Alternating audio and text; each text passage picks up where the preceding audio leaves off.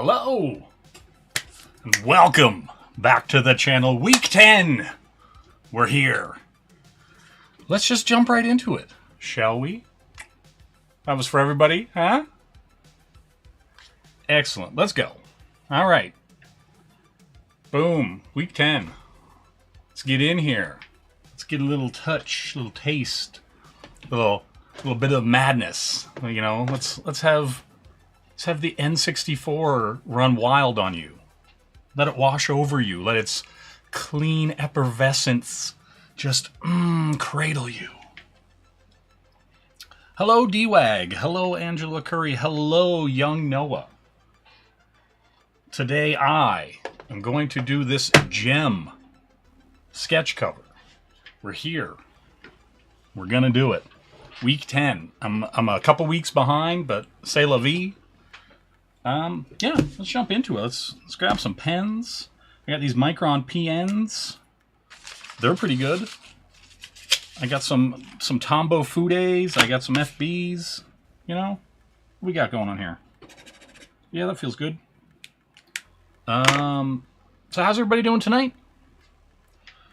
I you know, had some time tonight. Figured I could catch up. I got my new mic. I don't know how good or terrible it sounds. I've been messing with it, you know? Boom. So, yeah, we're going to jump in. We got Pizzazz, the Misfits, all sketched in here, you know? And, yeah, we're just going to jump right in. Just going to get in there. You know?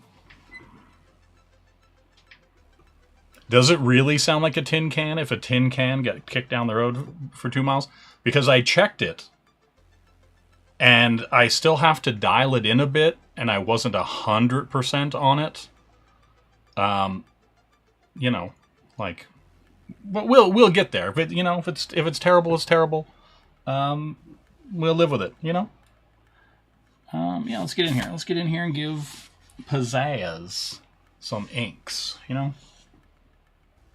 Let's get right in here. Boop. Get this little earlobe. You know what, girl? You got that earlobe. You got that earlobe. Okay. I bought a new mic because my old one was bugging me. And so, you know, who can say? It's just there's so many things like that you got to deal with, you know. The facial hair. Damn. Damn, D-Wag mackin' on these ladies? Is that what it is? Or is Noah saying that he's mackin'? Somebody's mackin'. The Mac has returned. Return of the Mac. Yes, I did. Do, do, do, do, do, do. You know?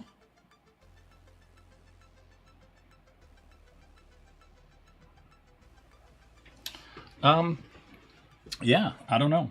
I have to do a whole bunch of annoying work this weekend, which I'm not stoked about.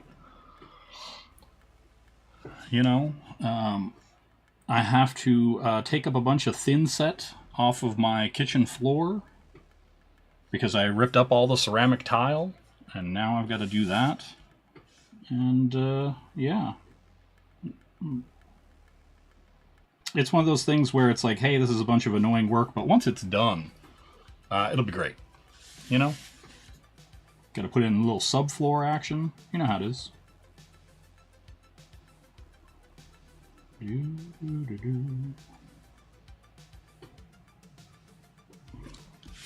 I'm pretty stoked though, because once I move out of here and the work gets done there, yeah, everything will be cleaner and easier.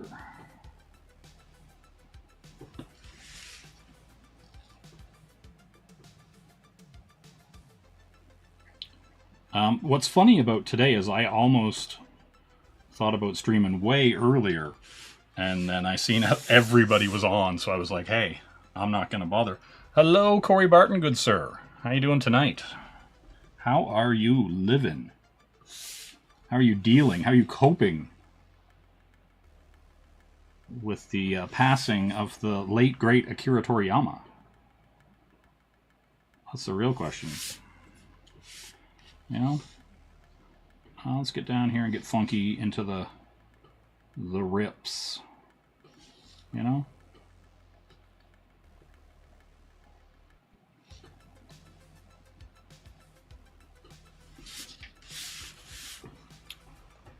Do.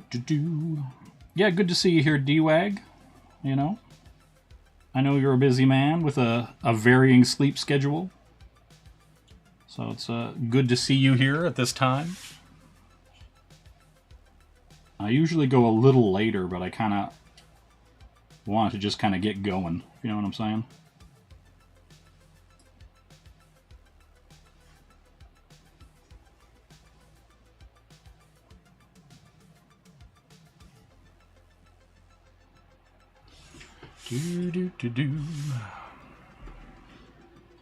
Yeah, it is really unfortunate because you're actually seeing a lot of like legendary creators pass, and I'm not sure that they had the time or were even in the position to pass on,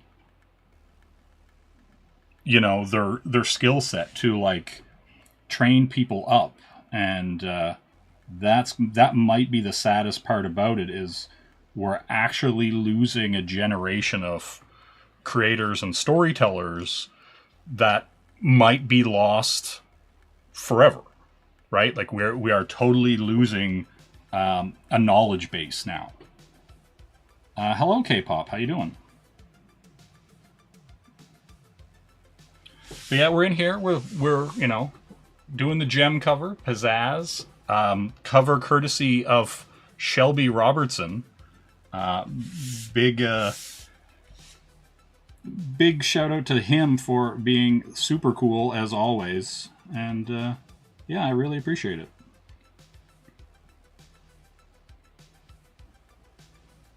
Just get right in here, get these going.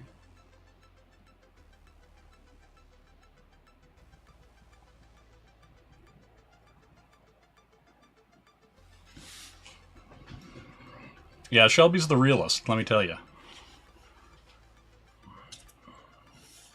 Your mom texted you about Akira Toriyama passing? That's hilarious to me. Like, she was just like, oh, D-Wag, he needs to know. Needs to know that Akira Toriyama, creator of Dragon Ball, worked on Dragon Quest. That he's a real one. D-Wag needs to know. To me, that's the funniest thing I've heard in a long time. My mom let me know what's up. That's great. That's great, D-Wag. Your mom's a real one. I'll tell you that. What's the best Dragon Ball art? I mean, all of it. Like Akira Toriyama worked on Dragon Quest or Dragon Warrior. You know, they're up to like... They're working on the 12th game, and he was the artist, character designer for all the Dragon Quest, Dragon Warrior games. There's a bunch of side games. There's like all kinds of stuff. He was actually... I actually have an art book. Akira Toriyama illustrations for Dragon Quest. I already recorded the video for it. Yeah, Chrono Trigger as well. I already recorded the video for it. I do have to post it, do some editing on it. But I kind of wanted to have a look at that book as well because so many people are going to be focusing on Dragon Ball when he actually did so much more, you know.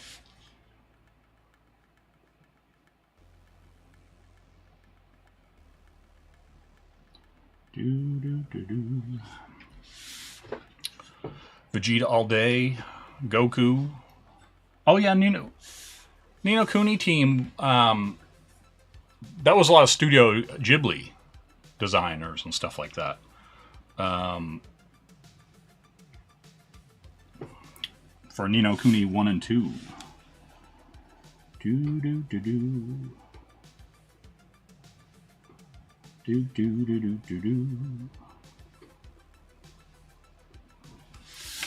Alright, good old Pizzazz. Get in there, girl. But yeah, there's definitely been some really interesting stuff going on lately. Like, I'm not sure how many people are following all the Sweet Baby Inc. stuff. You could be completely tired of hearing about it by now. Yeah, I like actually both Dragon Quest Builders games are actually really good, and it's kind of weird. They're kind of like retellings of the original games in a weird way. It's pretty cool. A lot of deep lore in those games, which is pretty cool.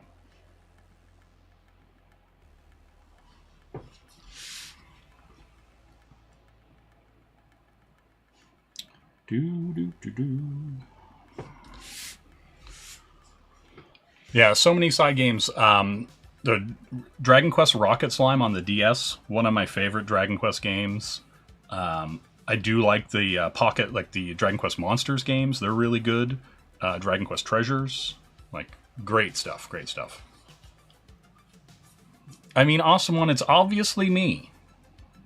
Like, I have nothing against Rock. I don't know him, so like that's the way I look at it. If I don't know the guy, I don't care about the guy. I see him in chats, but I don't know him. Like if it was like save D-Wag or save Rock, I'm gonna save D-Wag. I know D-Wag. That's the way it works. So I can't help it. I can't help it. Listen, I'm not gonna tell Awesome One to tab. I think he should divert his full attention to me. That's all I'm saying, right? I started this with N64 games. Do you want me to finish it that way? Because I can. I very much can. But yeah. Yeah, I don't know. It's really sad because we've lost so many artists, animators in even just the last 5 years, right? Like just legends, like and worldwide too. That's kind of the crazy part. Like we lost all these really, really sick, artists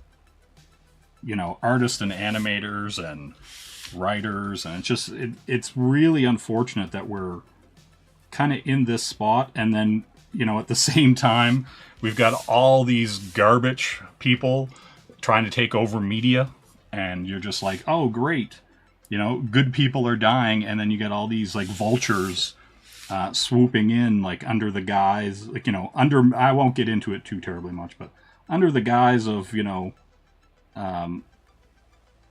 equity, we'll say. And so sadly,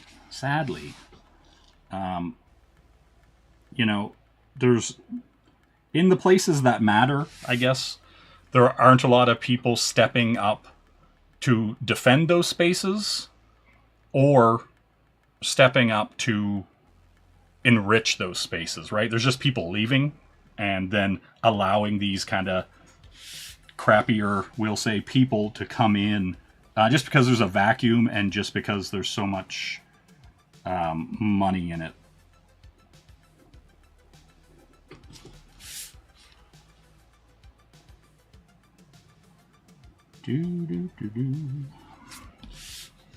But yeah, we're floating along here.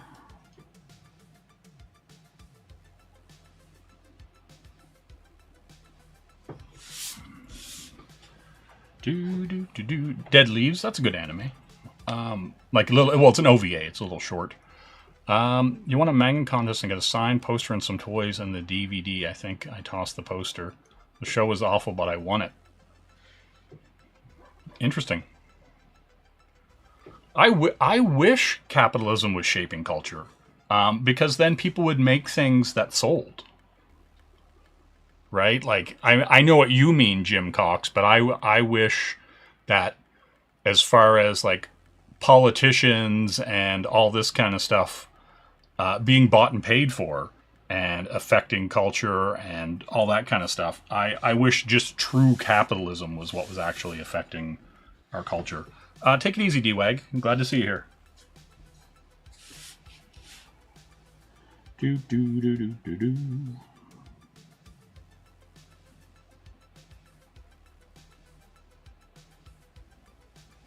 Do do do.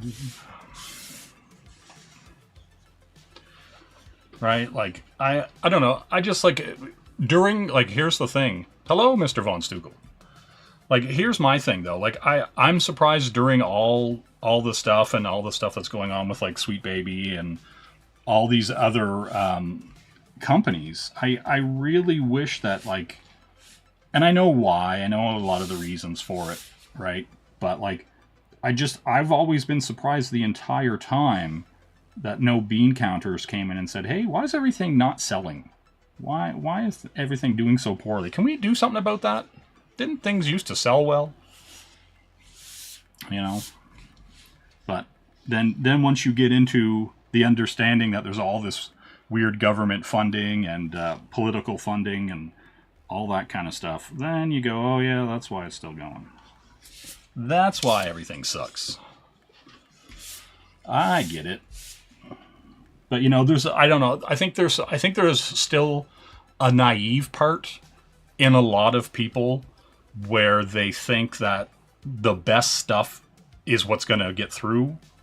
And it's going to, you know, the good stuff's going to get money and it's going to see, you know, it's going to see success.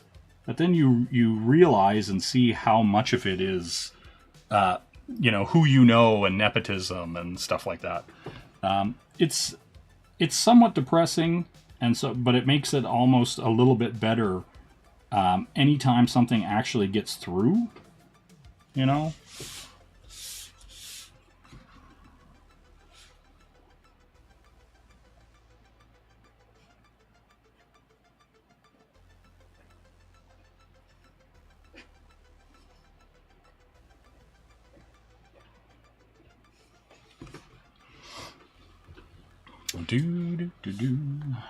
Alright, let's go.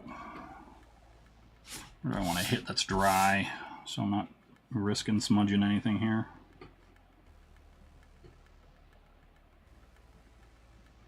Can you get a little whip in there?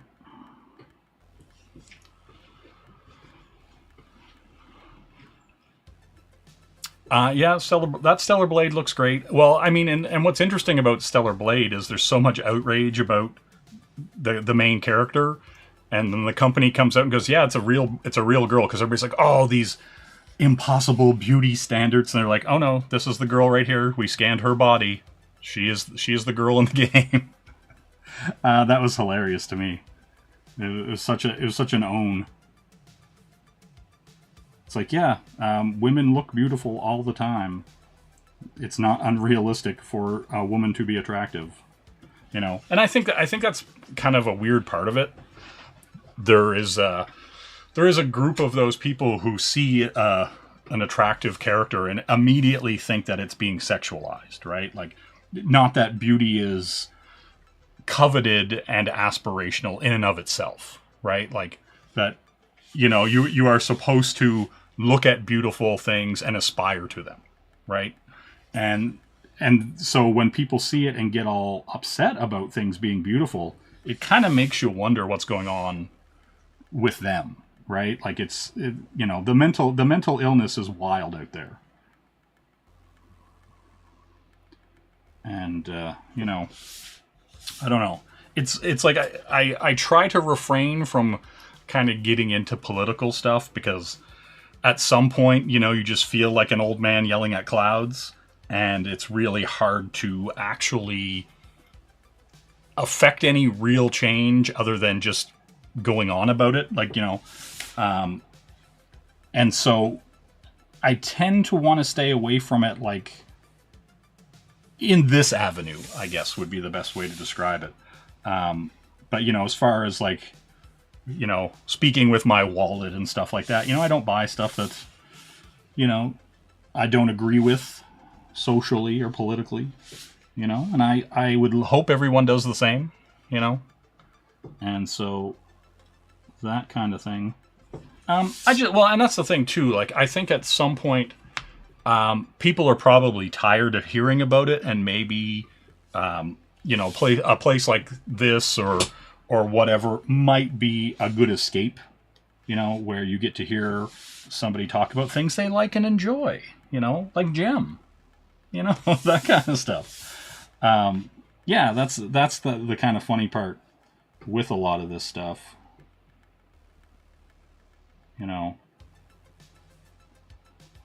is that, like, ostensibly you like things, right? Like, well, like, but here's the thing, like, I don't mind if, like, say Ghost in the Shell or Blade Runner or any of these things. There are politics in Ghost in the Shell, right?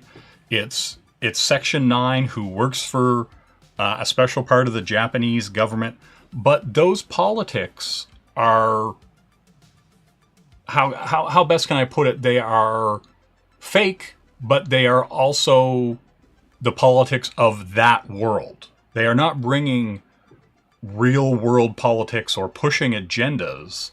They are telling stories on a literal case by case, as the team gets a case and goes on the case. And sometimes the case can be, a giant, like, America versus Japan hacking and military cover-ups and all this kind of stuff. Or it can be a real simple case of, like, two people in love who, basically digitize their brains and end up falling in love but are separated, and one hacks into a tank and they try to meet each other, and so it causes a big conflict, but it's literally two people in tanks that are in love with each other trying to be together again. But these two tanks roaming the streets is a political nightmare, right? Like, as far as safety and all that kind of stuff, right? And so that's the really interesting thing about the quote-unquote politics of a world like that. But they are not pushing agendas. They are not pushing a social or ideological bent on people, right? They are telling a story that just so happens to involve world politics on a scale about war and economics and things like that. But they're not getting into the minutia or trying to tell you that you're a bad person if you didn't vote a certain way, or whatever, right? Like that. There's not overt modern day politics. All this stuff takes place in the future, right? So that's kind of the thing, where you can create a world that is political, but it's also not, I don't know, it's not a preaching, it's not a line in the sand where this is how you have to think because I'm telling you that's how you have to think.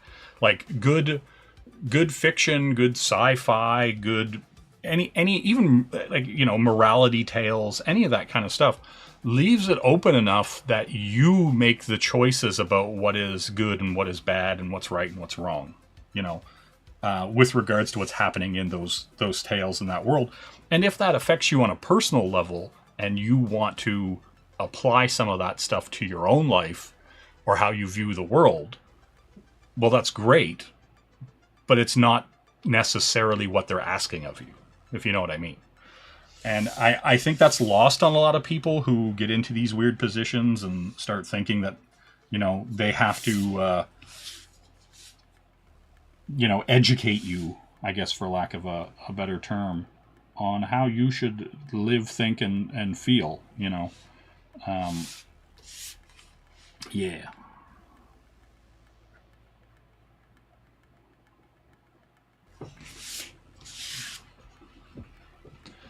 Oh yeah, Ghost in the Shell on the PS1 is an amazing game. I love Ghost in the Shell on PS1. It's made by the same people who made Jumping Flash 1 and 2. And I'm such a big fan of that. Cannot tell you how much of a Jumping Flash fan I am. Alright, I'm gonna get these fingers.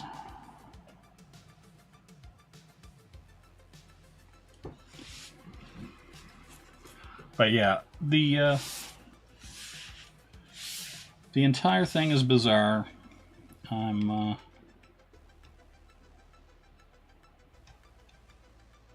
interested in seeing how things go. Hello, Actual Dracula. How are you doing tonight, good sir?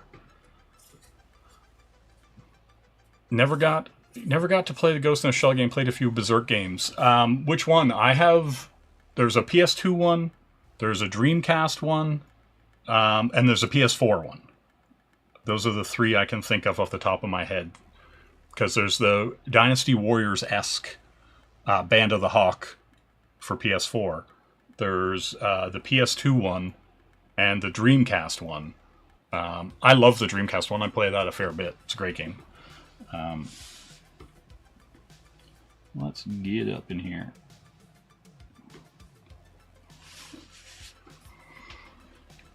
Yeah, Dynasty Warriors, Dynasty Warriors Gundam, Samurai Warriors.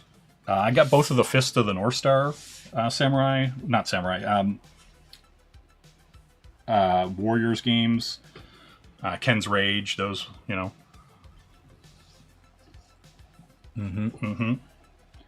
Yeah, great stuff, great stuff.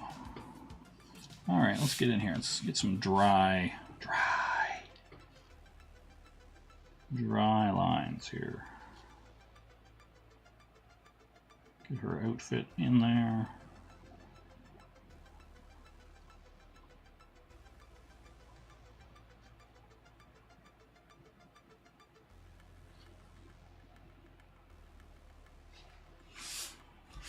Good stuff, good stuff. But yeah, the Dreamcast game, I think the Dreamcast game is probably my favorite out of the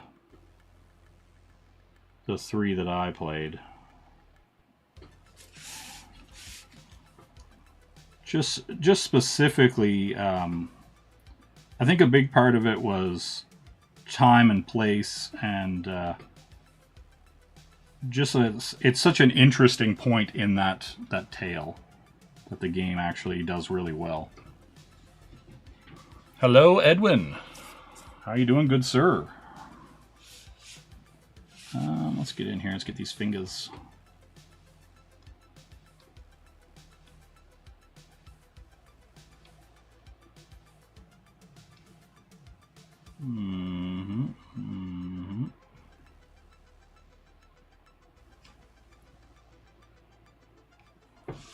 There we go.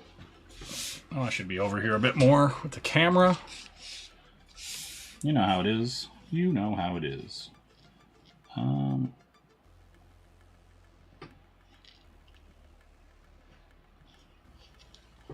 Let's see.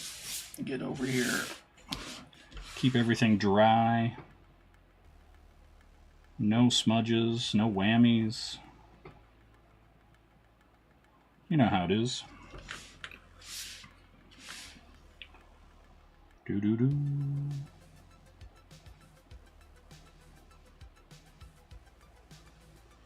Oh yeah, hello Henry Bemis, good day. I tried it. Actual Dracula was on this like sketch battle show.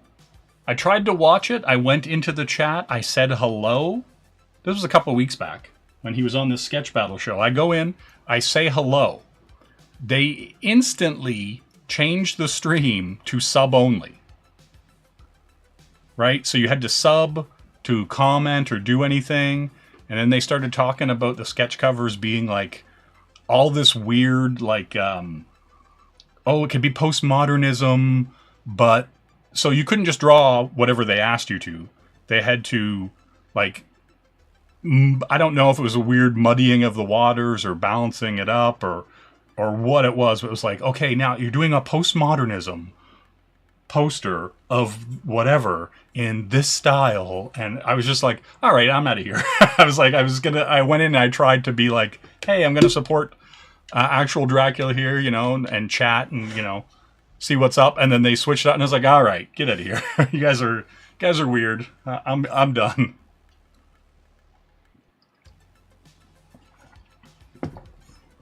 But yeah, I was just like, all right, people.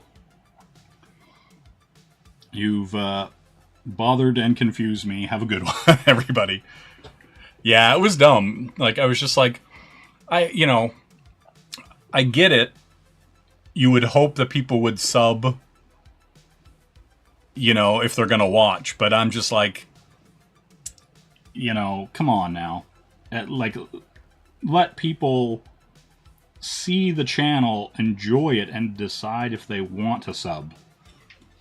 Don't force it. Like, like I think it's ridiculous to go subs only when you're trying to build your channel. Like, if you have 4,000 people watching, you might want to go subs only just so you can see the chat, right? Just so it's not going 1,000 miles a minute. You don't have crazy people in there saying crazy stuff.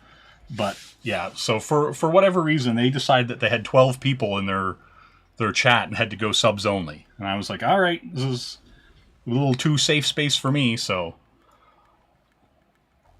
no, this isn't Gem. This is Pizzazz, or Phyllis Gabor of the Misfits. Is who I'm drawing here. Gem is the good band. The Misfits are the bad band. They are the antagonists to Gem and the Holograms. And so yeah, we're doing Phyllis, aka Pizzazz. And yeah, but they had their thing set too that, like, if you subbed, you couldn't talk for 10 minutes or something stupid like that. And I was like, I'm out of here. I was like, half the, as a person who's watched streams, half the enjoyment of being in a stream is commenting and interacting with the people who are on stream, right? You want to be able to talk to them and have them, read your thing and then talk back to you.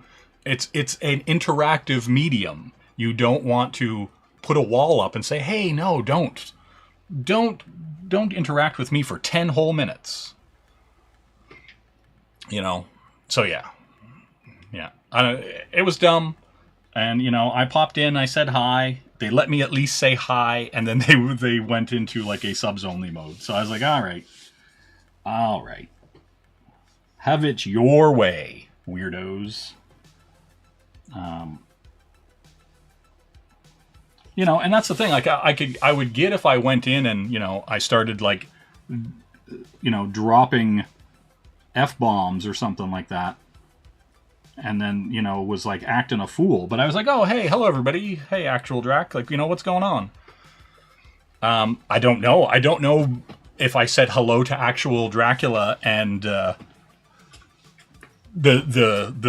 people in the chat, if that was a no-no. Was that like faux pas? Did I ruffle someone's feathers by saying hello? Yeah, it was dumb. But yeah, I hadn't thought of it until I seen him come in there, and I was like, oh yeah, what the hell was that all about? But yeah, dumb. And it could have been like, I don't know if they did it specifically. But yeah, it could be my icon, my anime girl. Anyway, it didn't matter. I don't like as far as that goes. But I was still kind of like, what? What are we doing here? What's going on? Get these a little thicker.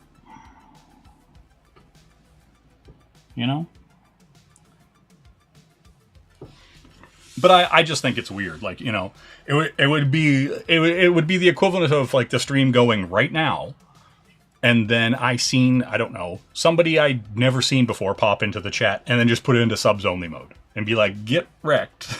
Like, it just didn't make any sense. I don't understand the people, right? Like, you would think you would want people to, you're trying to build your channel. You obviously would want new people to come in and say hello, but apparently not.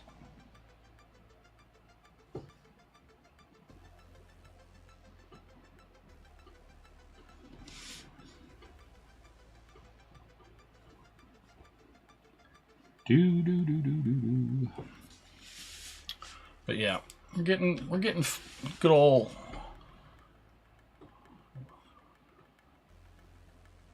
Yeah. Yeah, and that's why Angela's single. She's always traveling, right? She's always traveling. Everything's always about her. And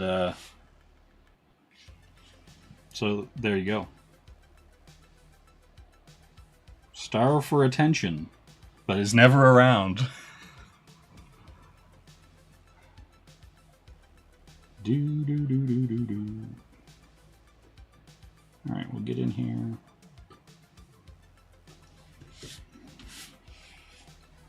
Do do do do do do.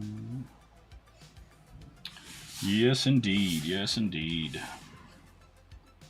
Trying to keep it dry here.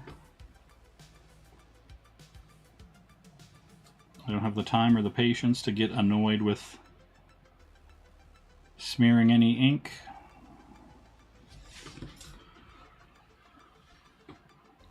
Poor Noah. Young Noah. Alright, let's get in here. Get this little...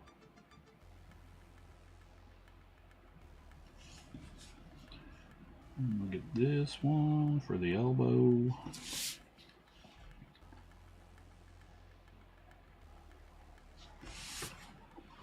There we go. Oh, I'm jelly. Get out of here, sweet zombie Jesus, girl. Settle down.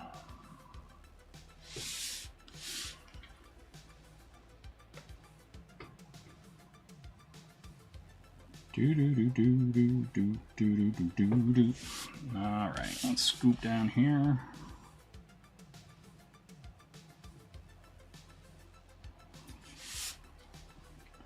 Do do do do do do. That's right. Get in there. Get that cheekbone. Get that cheekbone. Yep. Good old Phyllis Gabor. Yeah, and see here, here's the balance of Gem and the Holograms. Like when Jerica Benton's father dies, she leaves her 50% of Starlight Records. And at the time, Jerica is poor because she's running a Starlight Girls halfway house for, girls with, like orphans and stuff, right? But now, Pizzazz, she's a Richie Rich. Her dad's a super, millionaire, businessman. And basically anytime she gets in any kind of trouble or wants anything, like a record company or anything that would screw over Gem and the Holograms, she will try to get her dad to buy it. Like a movie company or a movie studio. When Gem's trying to film their first movie. Just there's a lot going on. The politics of Gem and the Holograms is vast and infinite. Doo-doo-doo.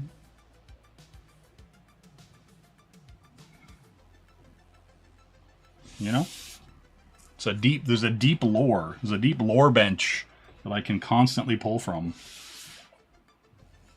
And I like it.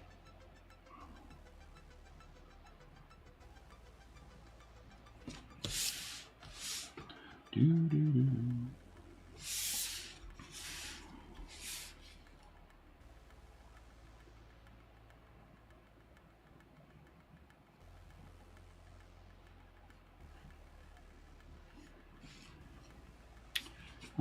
Da-da-da.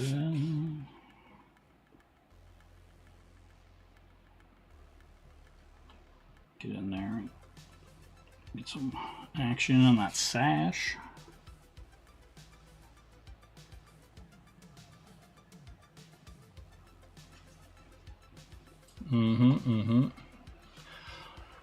His name is Rio.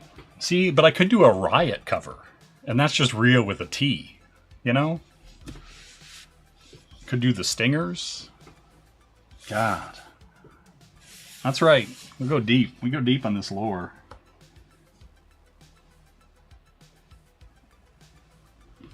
Okay.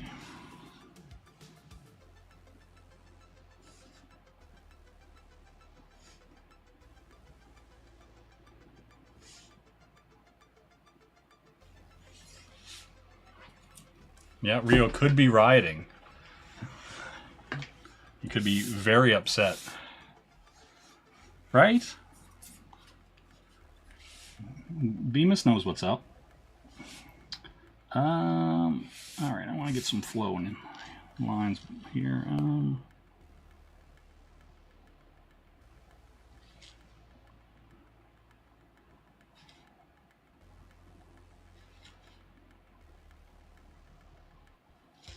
Nope.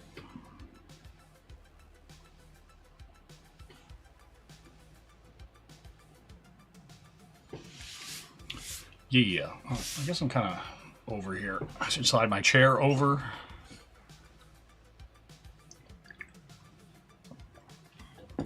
Yeah, this show was like, you know, an 80s fashion kind of glam rock parade.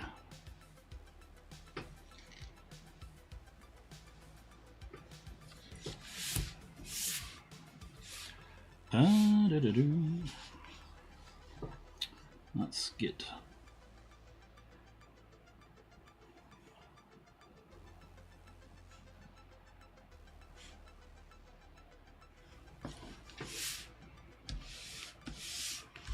Do.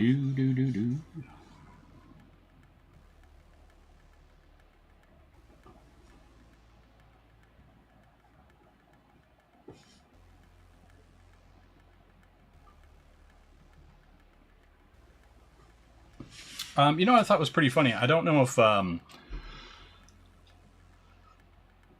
Henry Bemis. I remember Gem. It came on near around G.I. Joe and Transformers. No one admitted they watched it, but we all did. Yeah, well, I mean, that's the thing. Like, when I was a kid, there was a spot on, and it was like an hour-long segment that had robotics, Bigfoot, and Gem in an hour. And they would, like, show this opening that kind of mixed the three shows together. And then they would show the three shows within the hour without endings and barely any commercials. It was just this, like, just solid hour of these three shows. And it would just go, like, robotics, Bigfoot, and Gem. Like, you know, and it would just be, like, this weird mishmash of their openings. And then it would show it in this long chunk. And Gem was always at the end, right? And so when I was watching robotics, and then I watched Bigfoot, and then I'd watch Gem, it was on, like, on a Sunday. Like, right? It wasn't, like, regular cartooning day. You know, it wasn't Saturday morning. It was, like, Sunday afternoon or something like that. And there would just be this hour-long block of robotics, Bigfoot, and Gem. And that's when I started watching it, right? And I was just like, oh, you know, it's Sunday. It's on. You know, I'm a kid. I'm doing whatevs.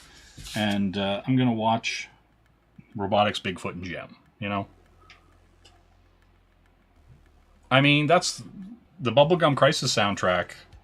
You know, Hurricane, Be the Hurricane. I get it. You know, Conyo Hurricane. I know what's up.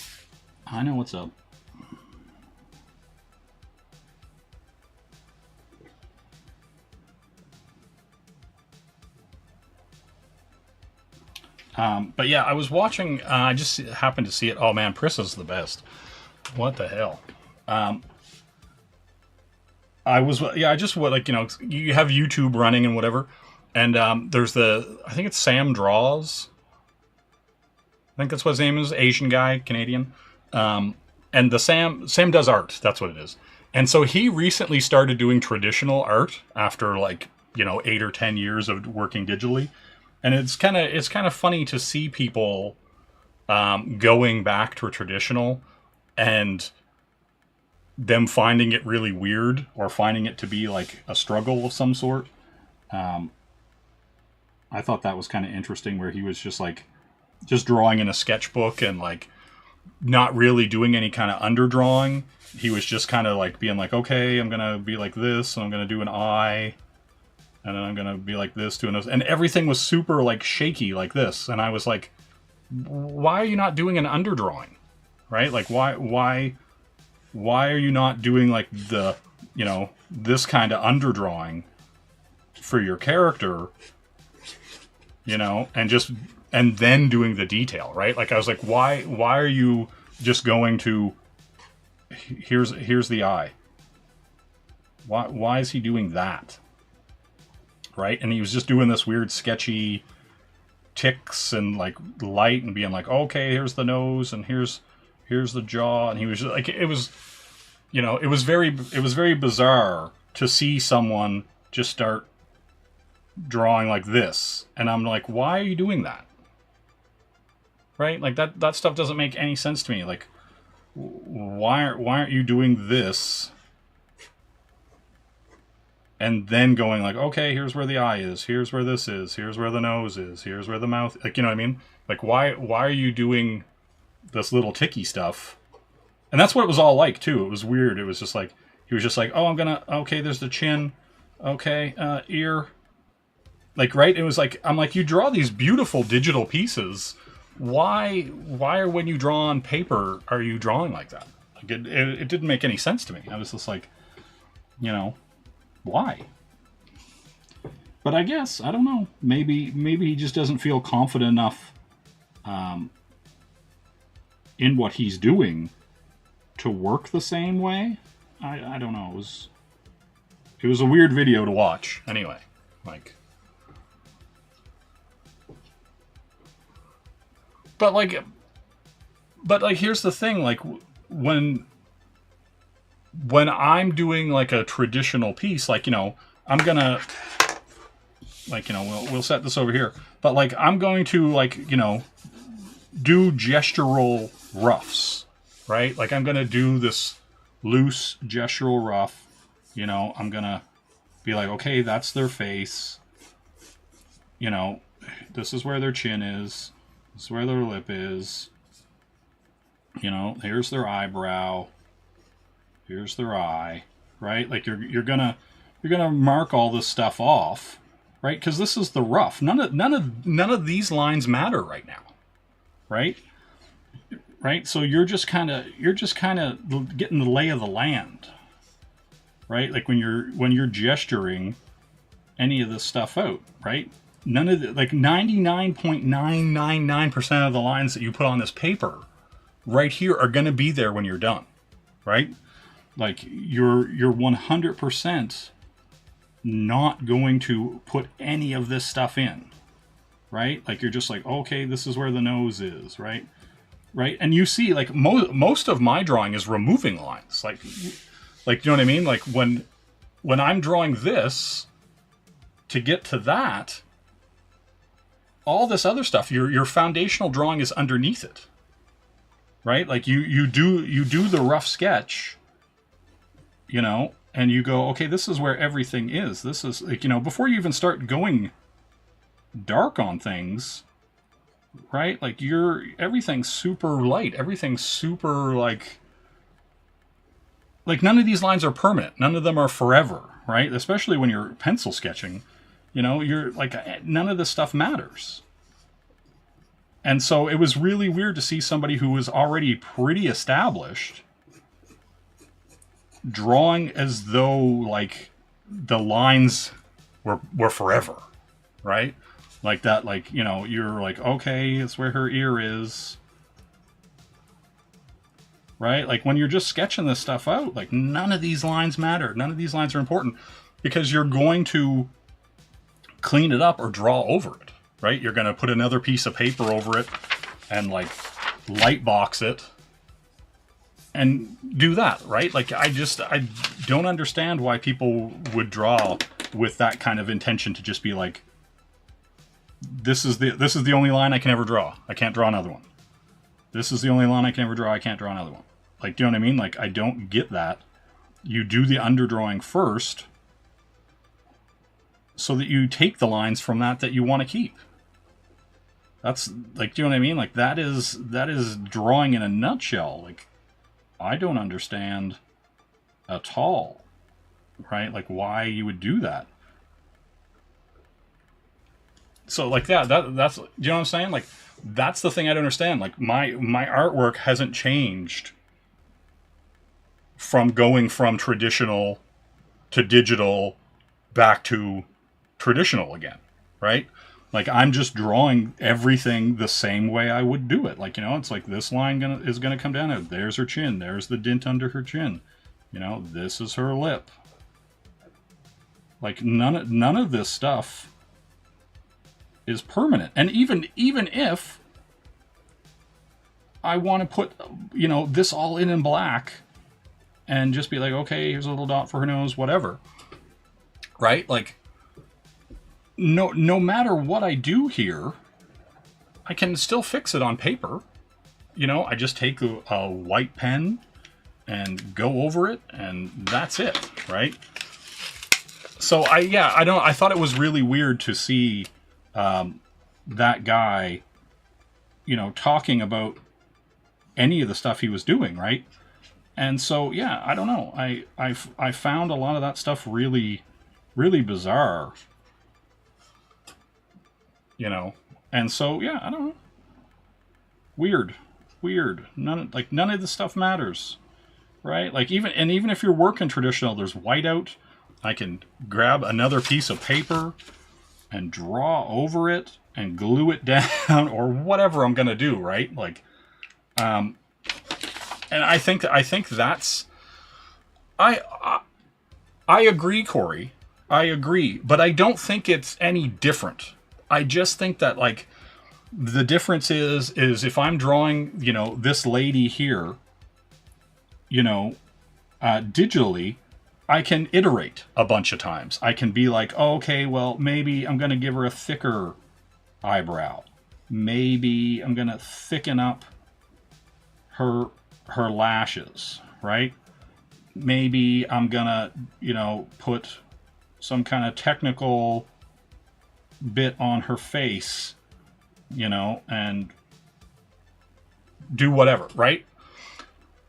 And I can just iterate that over and over again. I can just be like, I want to try something different. I want to do whatever. And that's what I like about digital. I don't, like, I use the same methods, I use the same thought process traditionally as I do digital. Like, if I make a mistake and I don't like something, you know, that's what these pens are for, right? Like, if I got in there and I was like, oh, I really didn't mean to put any black there, then I just cover it up, you know? Or if I was like, oh, I want to get in here and put some detail in here, or do whatever. She has these weird robot lines that you can only see in the dark, right? You can experiment with that kind of stuff. Digitally, way easier than you can traditional, but as you can see here, it's not hard to just put white on top of black, you know? And so, like, for me, digital and traditional, they're just two different methods to get to the same result, right? Like, and so that's the thing. Like, if I want to sketch any of this stuff out and I want to make her hair all spaghetti-like, or I want to, you know, make it so that she has weird, like, dreads, you know, coming off, whatever, I can do that. I can experiment with that kind of stuff. And if it's just on a layer, I can just delete that layer or shut that layer down and maybe use it again later or something, right? Like, that's the thing. Like, yeah, I don't know. I've always just found that kind of stuff, I don't know, it's like an argument that's pointless, right? Like, that's the thing. Like, I think the traditional versus digital argument is kind of pointless because, you know, people are like, oh, well, you can just trace 3D models in digital. And I'm like, okay, well, I can take a photo and just lightbox it, or put it on a projector and scan it down on something, or whatever. Like, everything you can do digital, there's a traditional way to do it, right? And so there is no difference. And, like, professional artists and the people you would least expect, like, I remember I was blown away. I got this copy of Working Methods. It had, like, Kelsey Shannon in it, had Mark Schultz, had a handful of artists in it, right? And everybody in it used photo reference. Some of them just copy pasted it. Some of them cut it out and stuck it right in their page, whatever. They used photo reference. And one of the guys was like, man, I found this really great photo reference. And it kind of blew my mind. I was like, oh my God, like, one of my favorite artists, Mark Schultz, who's an incredibly talented artist. If you go look at Cadillacs and Dinosaurs or Xenozoic Tales or any of the stuff he's ever worked on, he doesn't need to trace anything. He doesn't need to trace a building. He doesn't need to trace a car or anything like that. His art is phenomenal. He's super talented. But he's like, yeah, if I'm on a deadline and I find a good piece of reference, I'm just slapping it in. He's like, I'll just draw the people because that's the important part. That's the expression. That's the whatever. But I don't got all day to draw a town square. So I'm just going to drop it in and grab the light sources and throw it in. Right? And I was just like, oh my God. Like, you know what I mean? This guy doesn't care about tracing, but he's also still an amazing artist in his own right. And, you know, and so a lot of that was the kind of thing where it was like, okay, this is work. You have deadlines. You have to get stuff done. Right? Yeah, like Mark Schultz is like chef's kiss, like, and he's still getting better. Like I've got a bunch of his Flesk publisher art books. I have some prints of his, stuff like that, like just incredible stuff, right? And so once you see that people are just working to get the thing done, like I can draw a car, but do I need to put out a grid and spend 8 hours drawing a car in proper perspective in a panel that, you know, you guys are going to flip past in less than 30 seconds, right? You're going to be like, oh yeah, he's getting out of a car, you know? And so that's the kind of thing, like there are things that are of value and you should spend your time on characterization and art and design and understanding lighting and all that stuff.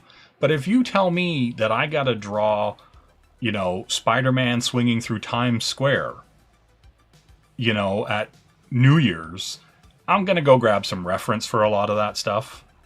And, you know, and that's the thing. Like, I don't need to draw every brick or lay out everything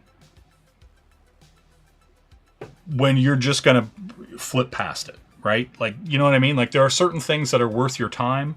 And that's why a lot of, like,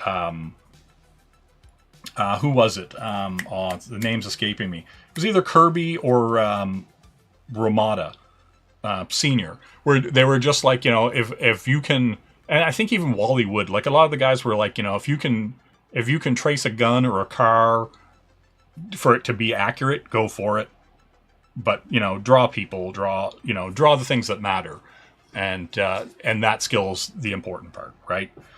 And so, like, yeah, but like, I don't know, like, I still, it's one of those things you see a lot of tracers out there, and they're blatantly tracing because all their a lot of their stuff looks very stiff and very just lifeless.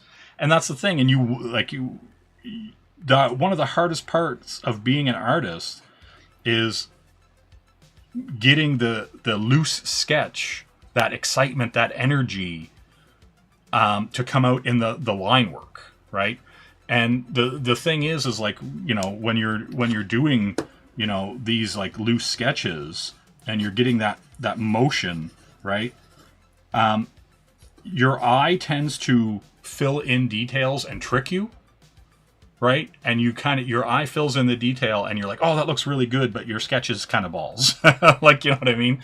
And so that's the thing. You have to really find, what's this? You usually reference art or photos like Shiro. Yeah, like, well, that's the thing. I think reference is super important, right? Like,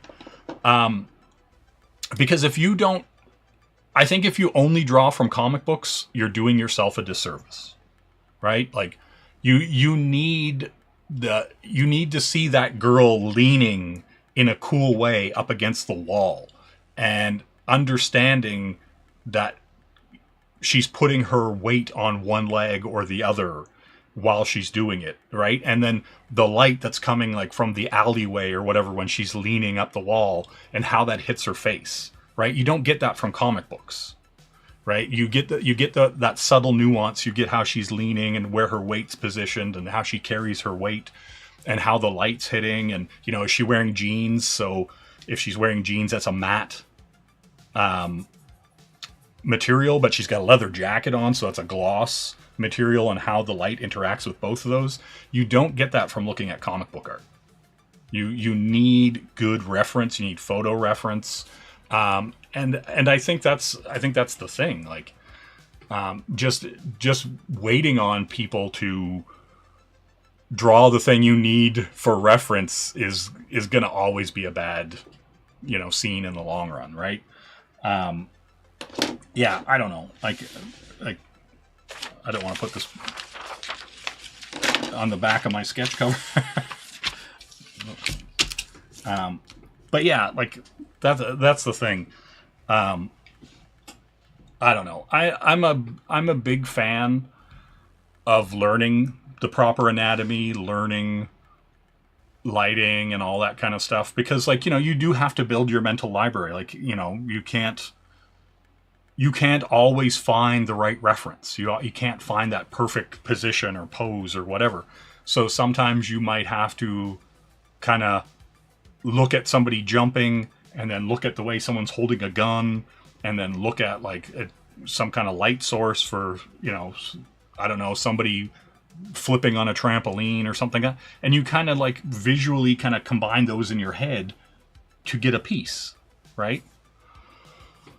Henry Bemis says there was some Michael Golden stuff from the 80s. It may have been the NAM, and he had freehand flawless military vehicles. It was incredible. Being said, he probably used photo reference. All the old artists had file yeah, exactly. And I think for like a lot of people, like I still keep books and get books and stuff like that for reference, right? Like, because I want to, like, hold on, I'm gonna grab something right quick.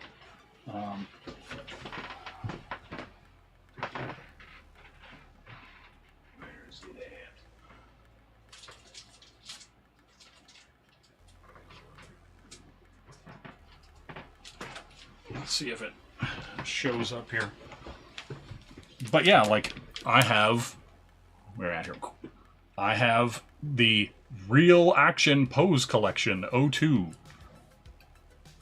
And it's like got guys and girls and stuff in it, and like, it's like just showing the body jumping around. He's like putting his hand on the guy's shoulder and jumping over him as he shoots and stuff like that. Like a lot of this stuff is invaluable. Right? Like you're seeing a lot of these poses, and you're seeing, like, specifically here, how he's putting the weight and how he's taking the weight of the person hopping over him, right? Like you're getting, and that's what a lot of people don't get in their art. They don't get like a sense of mass or weight in their characters. Their characters are like paper cutouts floating around in each scene, right? And so you need good reference. You need good visual libraries to draw from, whether it's pose books, whether it's fashion magazines, whether it's muscle bodybuilding stuff, whatever it is, like and whatever you're drawing or using. I think it's important, right? Like to have that library, and then having that library and using it and sketching and doing all that stuff with it and doing all those exercises is going to build the library in your head, and then you'll just be able to chunk that stuff out, right? You'll be able to be like, oh, okay, I can draw that because I've drawn similar things, right? And you understand how it works. For lighting, you used to think about how they render in a video game, how materials work, how shine. Yeah, well, and that's the thing too. Like sometimes I've even went into a game, like like a Tomb Raider game or Uncharted or something like that, and went and had the character stand on a rooftop, so that I could like kind of be like, okay, if I'm doing this, how's this going to stretch out? What's this angle going to look like? Right? And video games are great for that, because you can, pose the camera a little low. You can pose the camera a bit higher, and you can kind of see how, that the 3D model interacts, and it can be day or night or anything like that. And you can get a lot of really good camera angles or a lot of really good perspective shots just by walking around in a video game. And so, yeah, that stuff's invaluable, right? Like you can actually go, I wonder how this shot would look if I stood by this car. and then you pan the camera around, and you can be like, oh, okay, and then you just like use that as reference. Like video games are great for reference. Like, yeah, like and that's the thing. Like we're in a time where you have access to so much information, right? You can Google anything and just type in, whatever, Ghost in the Shell, or you can type in World War II tank, and it'll just show you a bunch of tanks. You can zoom in, you can zero in on a year, you can do whatever. And, then you can be like, okay, I really like this tank. I like the way this tank's treads look, but I like how this tank's body is. And I like this. And you can start like kind of designing your own stuff. And you could be like, oh, I'm working on this alternate World War II thing, and I want to make these really cool tanks. And the good guys are going to have this kind of tank because I feel like it says, hero tank. And I'm going to make these really like mean looking villain tanks. And that's what the Germans are going to use. And this is what the Russians are going to use. And this is what the, Europeans are going to use, and the French, and the, whatever. And so just through, the reference, you can design completely new things that people haven't seen before. You can design cool mecha, spider tanks, or cool treaded tanks, or whatever, right? Like, and that's kind of the cool thing about reference, is that you're using it as a reference point. It's not the be all end all. It's a starting point, right? Like, and so, yeah, I don't know. It's one of those things where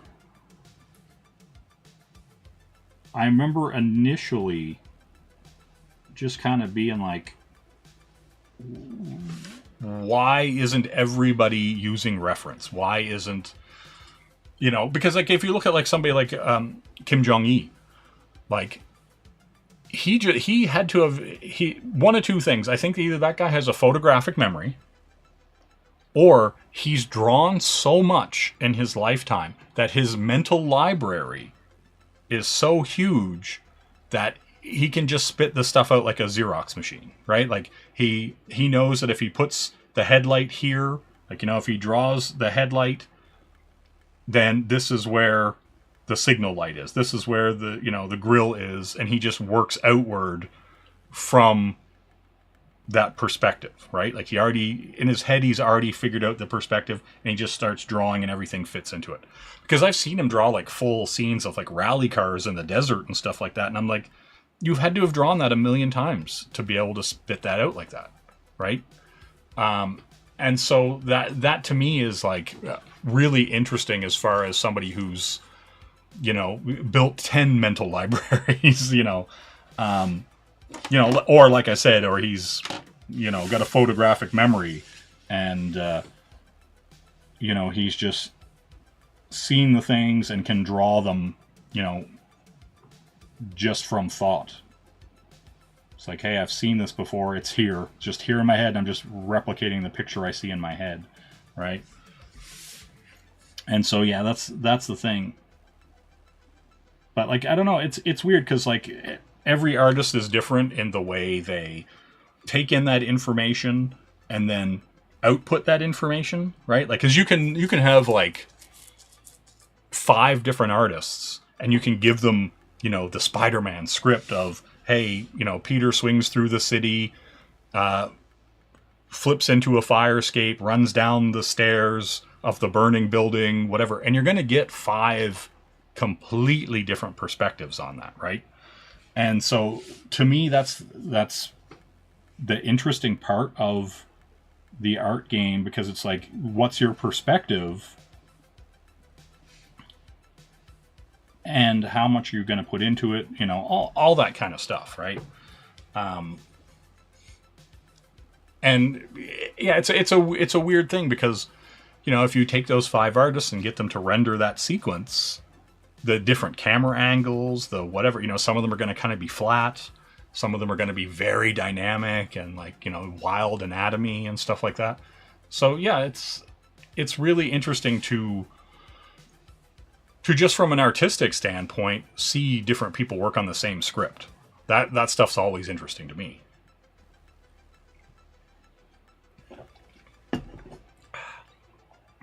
But yeah, you know. All right, let's get in here. Spending all this time jibba-jabbing. Do-do-do.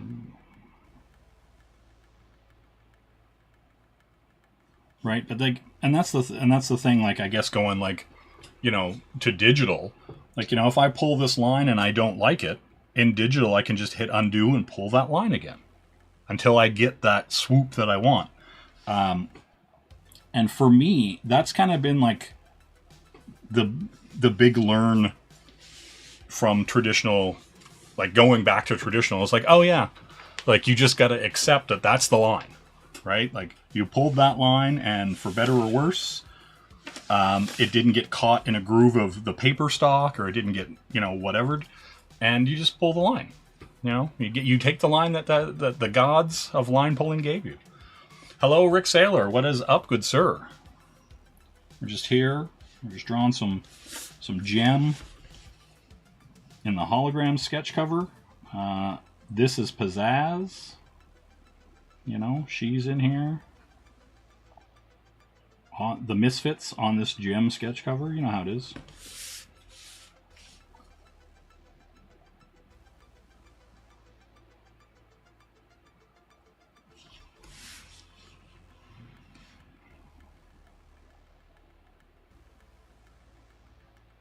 Get in there, make sure you get that nipple.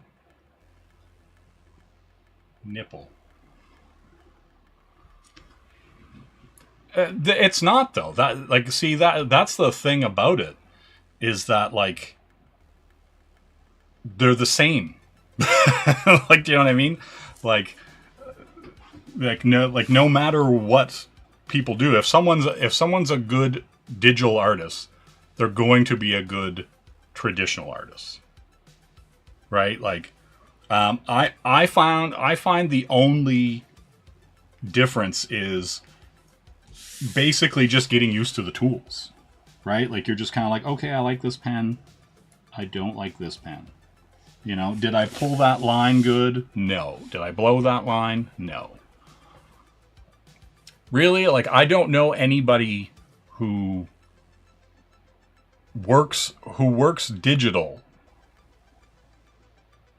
or traditional that doesn't find them to be the same, right? Like, because like you can do all the same things. Like we were talking about this earlier. Like I said, like, if a light box is no different than a layer in Photoshop, right? Like, and so like I think AI messed with people's heads, and they think that somebody drawing on a screen means they don't understand anatomy the same way a guy who draws on a piece of paper does. And that's not true. Like, you know what I mean? Like, if you understand lighting and anatomy traditionally, you understand it digitally. They're no different, right? Like, it's kind of like, I find it dumb. To be honest, like, I find that, like, if you think that, like I feel like AI screws with people's heads so much that they think that drawing on a tablet is somehow a cheat compared to drawing on paper, right? And it's like, if you look at anybody's artwork who draws on paper, you see them put whiteout over their mistakes. You see them do, or if like an old Marvel page will have a post-it over it and they just drew over the mistake that they made. It's exactly the same as digital. It's just you don't see the post-it, right? Like that's the thing. And so, like, I do think there's a gap there, in understanding. I'll be generous in that.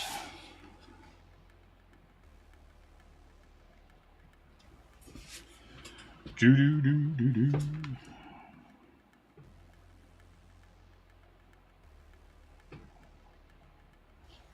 Right, and that's the thing. Like, if I drew this digitally, it would pretty much look the same. I'd probably clean these lines up and make them a little thinner here and there. But then, like, if I scan this in, I would do the same thing, right? If I just took this cover and scanned it in, and then cleaned up the lines the way I would when I sketch digitally, and then I colored it digitally, it would look exactly the same as everything else I've ever put out on the internet. Like, you know what I mean? And so that's the thing. Like, there is no real difference. You know, if you understand lighting and coloring and all this other kind of stuff. For me with these sketch covers, the biggest loop that I get thrown is the paper quality. You'll go from one sketch cover, like that Hulk sketch cover. Man, that Hulk sketch cover, all that paper was great. It felt good to draw on. It soaked up the Copics really well. That was great. But then I did that Turtles cover, the green cover, and it was like a pool. It was like literally the ink was just floating on it, and the Copics were like greasing up the paint. Oh, it was a nightmare. And so I ended up having to black out where I was going to do Copic shading, right? And so for me, this exercise, this practice here of drawing traditionally on these sketch covers is it's me versus the paper. Like, you know what I mean? It's like, what kind of quality paper am I going to get? Is it going to be any good? You know, and what's it going to be like with the tools I choose to use on it today, right? And for me, that's been the biggest like hurdle, is just like, you know, what kind of paper quality am I going to get today, right? And so, yeah, that's the thing. And like, that's the thing too, Corey. Like, I colored digitally like for the last 10 years, right?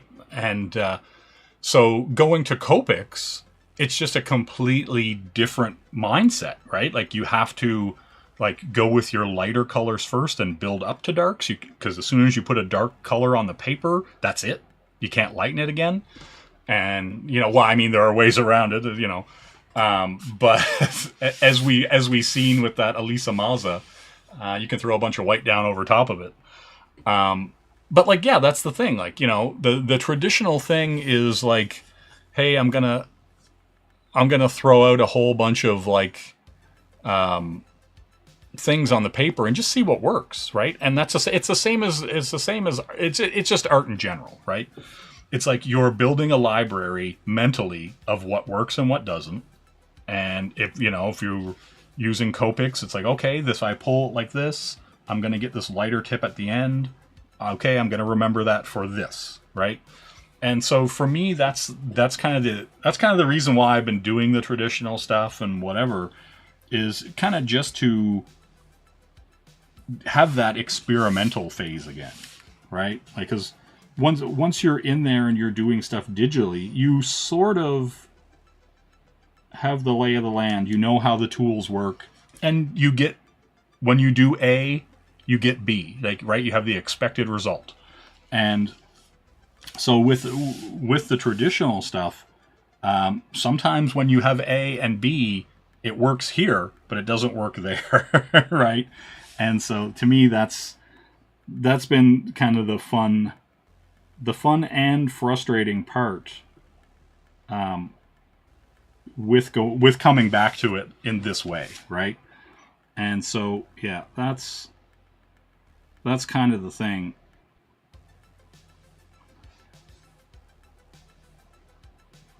Pull those in, and then I gotta black out all that.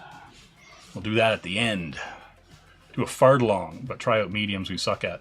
Well, what's funny is, like, I really like doing ink washes. I did an ink wash there a few months back, and it was the first time I'd ever done it, right?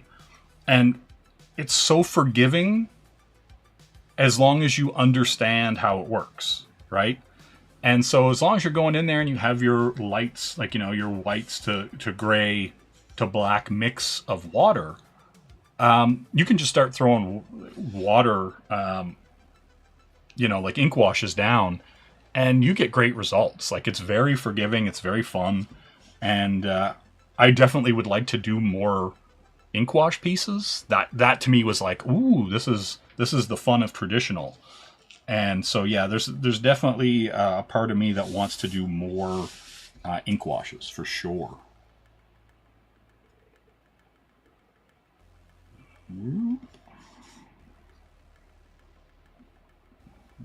Okay.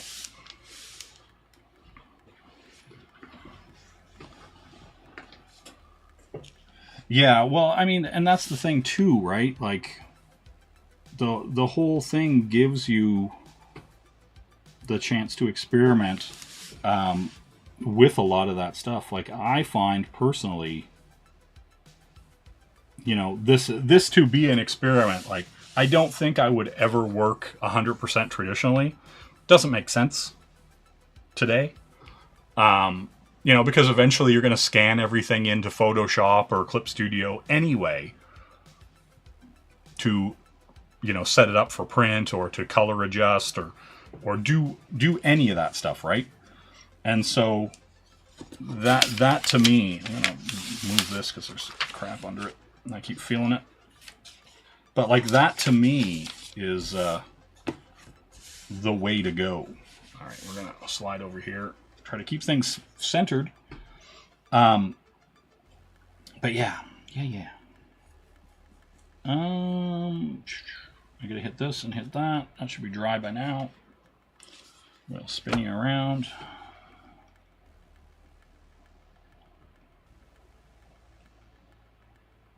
There, we'll get that. And then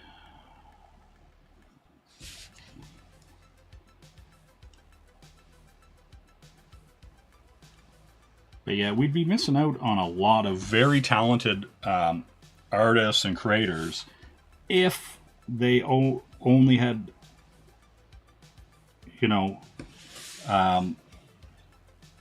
traditional as their medium, right? Like, because you just don't know how they got their initial access to art in the first place, right? And so I think you see a lot of people choose digital because it is cheaper, right? Like, you go buy these, you go buy these pens, and all this stuff starts adding up quick. I could throw $1,000 in pens and Copics here pretty quick, right? You just start pulling out pens and whatnot, and like the supplies are expensive. So would I rather spend $600 to $1,000 on a tablet and I never have to buy art supplies, but I still can produce work and make money? Like, that's a really appealing option for a lot of people. Or do I want to constantly buy pens and whatever and have that cut into your costs, right? Like, there is a startup cost to work traditional. There was a lot of sticker shock of me standing in a Michaels or looking on Amazon and being like, you're going to send me 12 pieces of paper for $50? Like, I'm like, what? No thanks. So yeah, that's the thing. Like, and that's what I feel about it too. Like, I see a lot of people who just would never have, stuck with or joined, the art game if it wasn't for digital. Like, it's pretty, for a lot of people, it's pretty cost prohibitive to, work traditionally. So I don't blame them, at all for starting that way.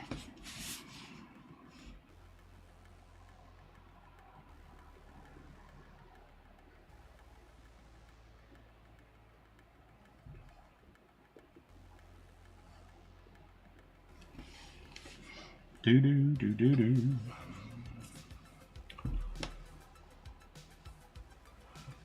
OA sales could cover the prices for the materials. Yeah, it could, but how? But here's the thing, Noah. Like, how many commissions are you selling on a regular basis? Right? Like, so if you had to go and spend $50 on a pack of Copics and then go and buy, like, a bunch of, Fudes and whatever, like, you're going to be into hundreds of dollars pretty quick before you've ever sold anything, right? And so that's the thing. Like, the material, it's like, it's fine to say that. Like, if somebody's like, oh, I'm buying this incredible paper and I'm getting 12 sheets of it and it's like $100. And that's fine if they're selling each piece for $500. then it's just the cost of doing business, right?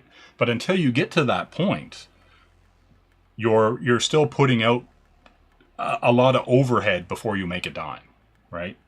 Or especially if you're starting out and you don't even know how to draw yet, and you're going out there and you're buying the tools and trying to learn,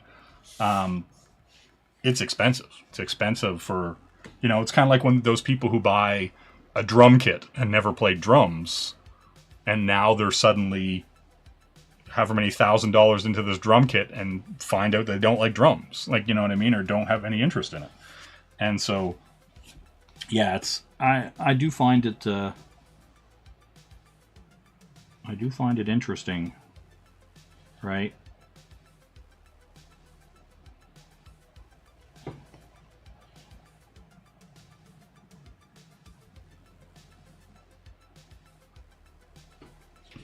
There, we got the hoops.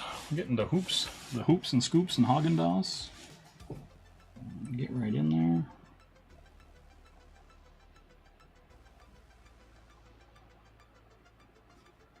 Yeah, it is. It is what it is.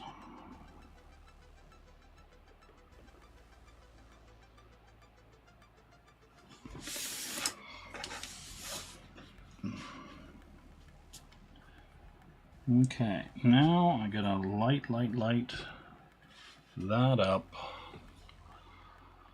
But yeah, no, I get it. All right, let's get in here and get this face going.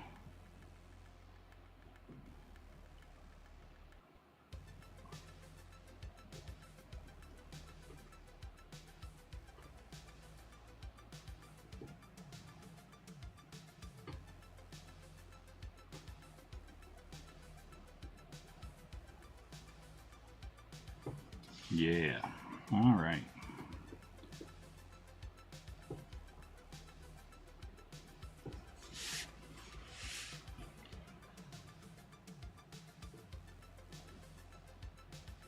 Okay. All right, let's get this done. Been yakking.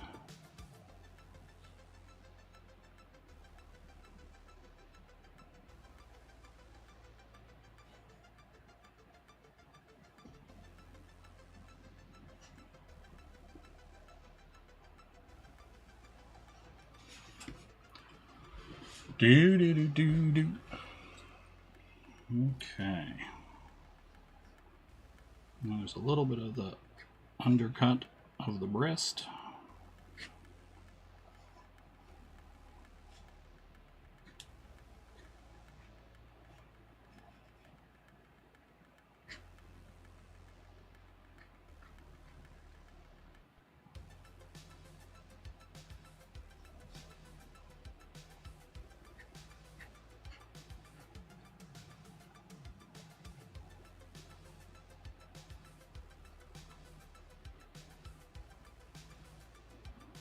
And hopefully that dries. All right. Do. Get in here with some little loops.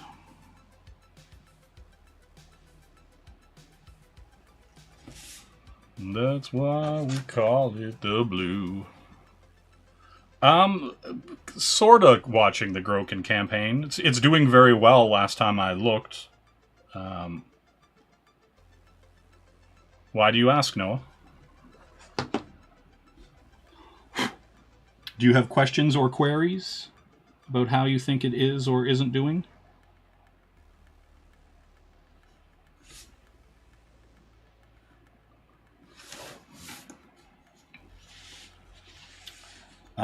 My interest and curiosity about the Groken campaign is that I find that everybody talks about the art.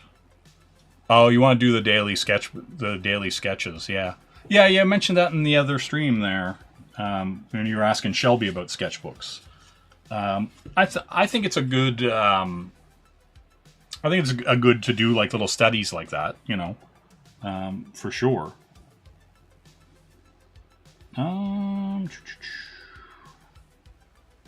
Let's see here. Get this other nose.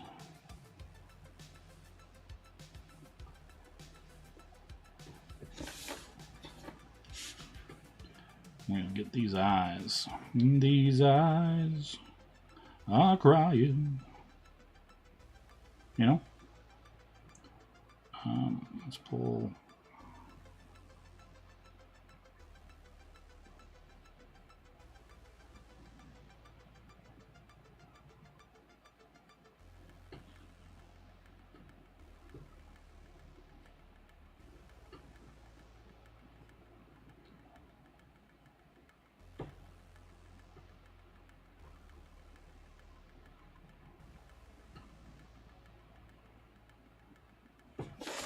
There we go.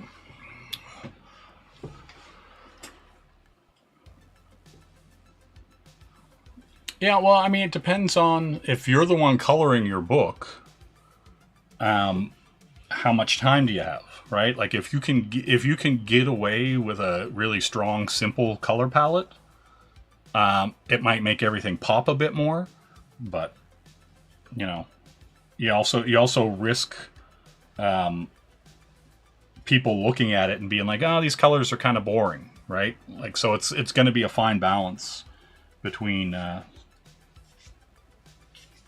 finding the balance between it looking over rendered in the color and having to spend a ton of time on it, or people thinking it just looks flat and doesn't have enough color, right?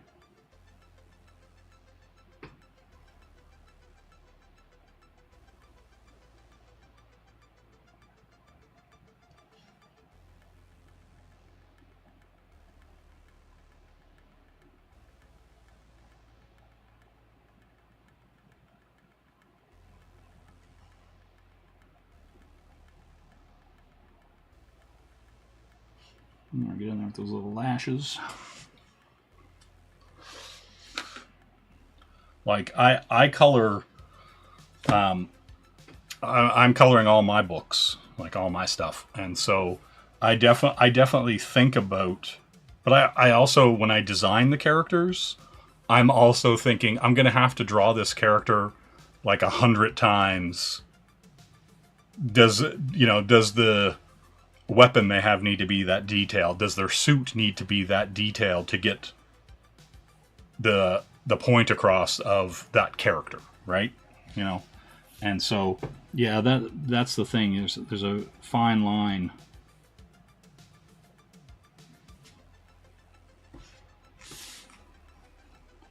All right.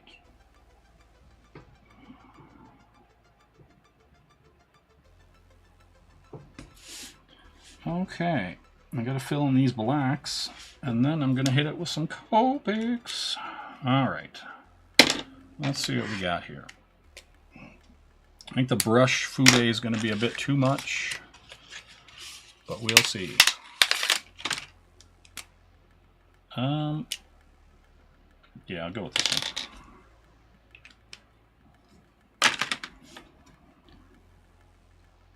We'll fill all these in while still having enough control.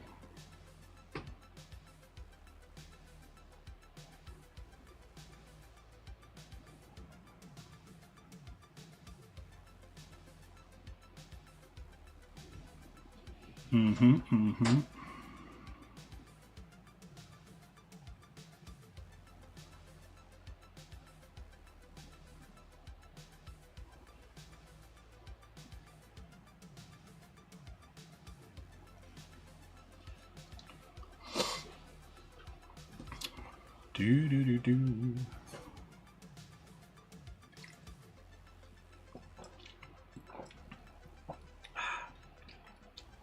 I'm going for about an hour 40. Hour 40.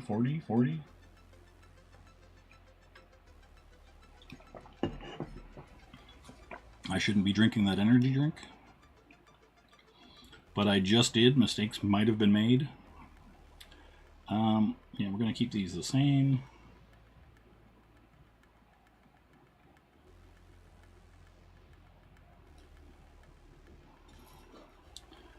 And I'm going to spaghetti through.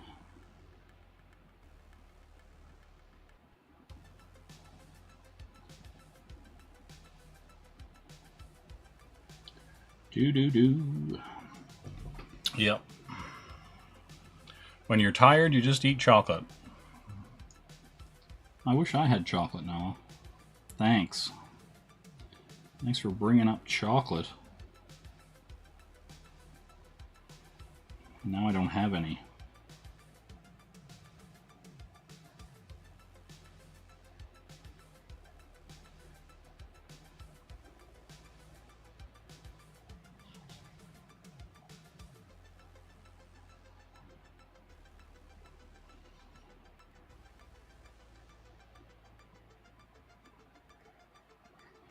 Mm-hmm.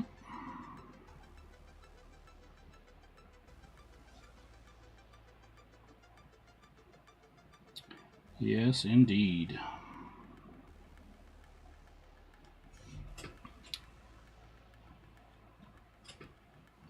Overlord of the Gemverse. Yes, true. I talked about you. I thought you were there when I talked about my book the last time, Noah.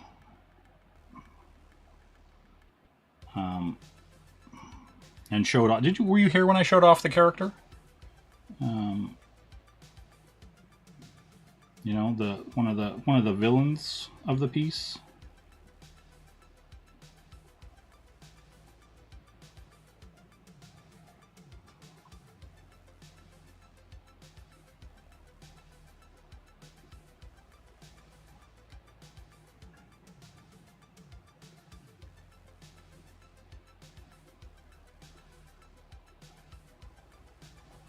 But yeah, we're... Oh, damn. Oh, you haven't? Oh, weird. Okay. Well, in the Hulk stream, where the last stream, after I drew the Hulk and did a bunch of other stuff, I started showing some of the character stuff off. But then, Noah, I guess since you weren't there for it, I wisely edited the last bit of it off and just left where I finished the sketch. Yeah, see, somebody knows. Somebody was here named Awesome One and got to see that stream. And knows what the character looks like.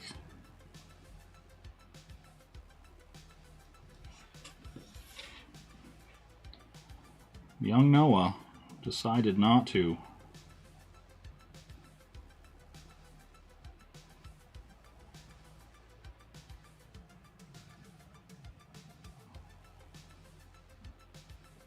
I'm glad I edited that part out, actually. And so the people who got to see it, and that's it. Oh, well, I'm not terribly worried about it, right? Like, that's the thing. Like, if your attention is held, excellent. You're welcome to come on the ride. If I don't hold your attention, not too much I can do about it. Have a good one. You know what I'm saying? I'm not forcing anybody to be here. That's for sure.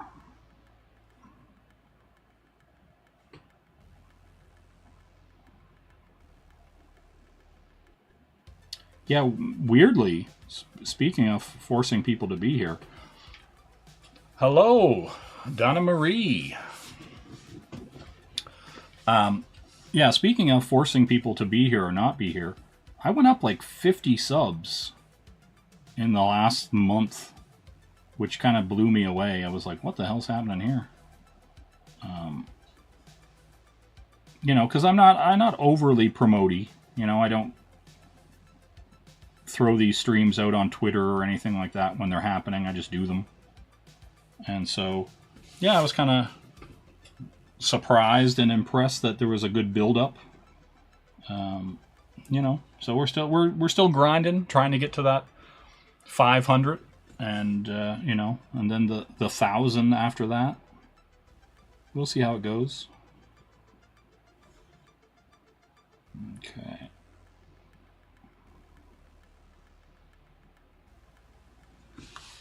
You know, we'll get in there. Oh, thanks. I mean, it's one of those things, like, I knew it would be a grind when I started the channel, right? Like, I was like, you know, we'll get there eventually. I'm not going to put too fine a point on it, or like, you know, make it a pressurized goal, so that if I for some reason don't hit it by a certain date, that I'm upset about it, right? I just want it to kind of happen and it be organic, and it's kind of one of those things, like, I don't run around and tell people to promote me. Because it's like, a lot of times it just goes over people's heads. Like, a lot of times somebody will throw a link in and they're like, sub to so and so's channel, and then it just scrolls past and no one even looks at it, right?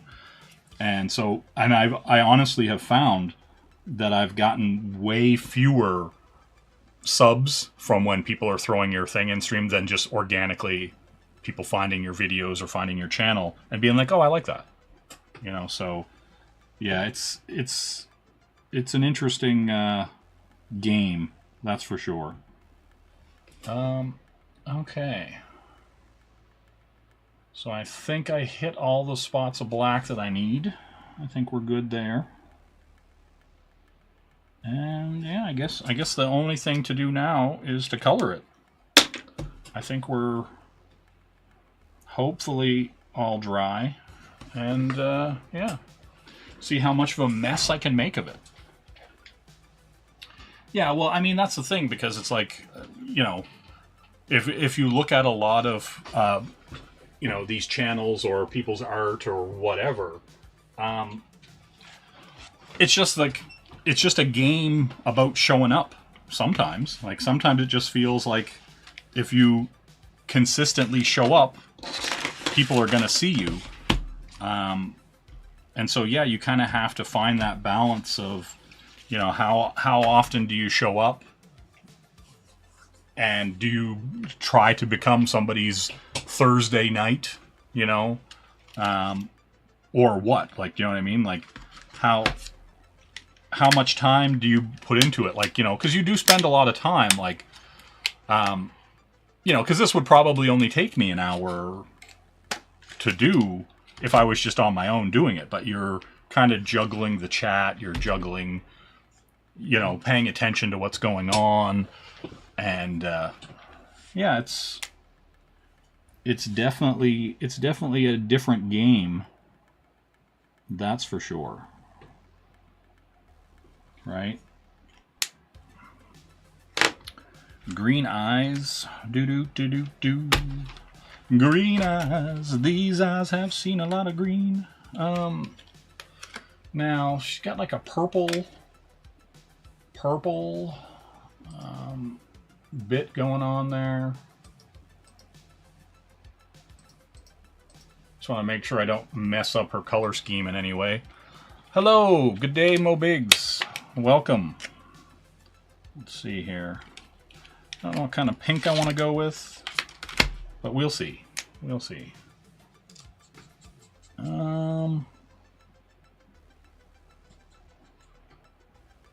That might be fine. Do do do do do. All right, let's just whip in here. Yeah, that's pretty close.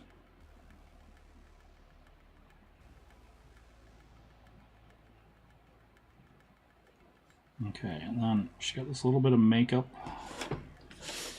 that goes right above her eyes. And then her whole shirt is this color.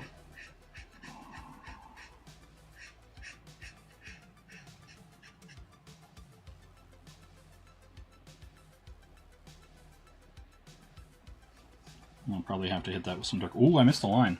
I just noticed.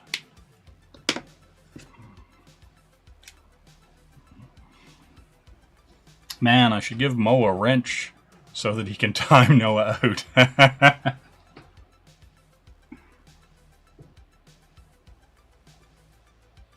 Okay.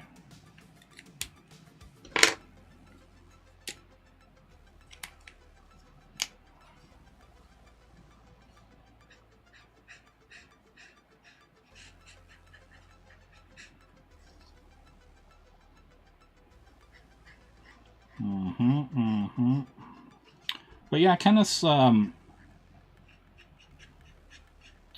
campaign's gonna probably do pretty well. It's like gotta easily hit 100K, I assume.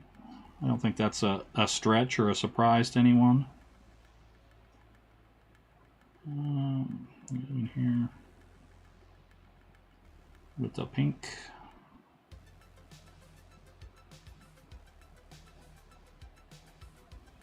And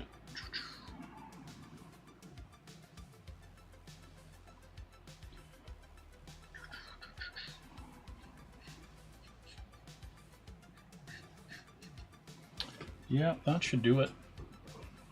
It's looking kind of orangey on the screen, but it's very pink where I'm at.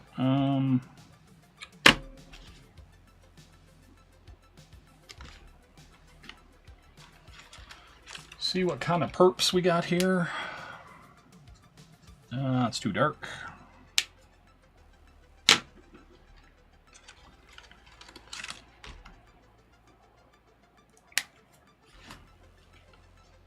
It's lighter. There we go. We're gonna stay in the pastels.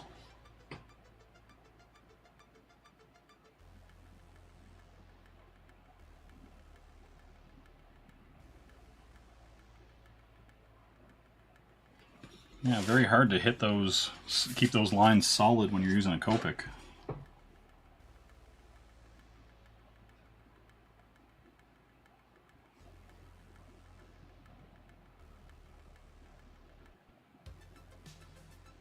I was almost tempted to line them in, but kind of goes against the whole thing.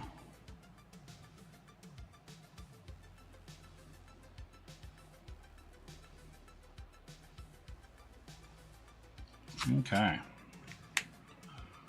Fine. Hello, Jolly Green. How you doing?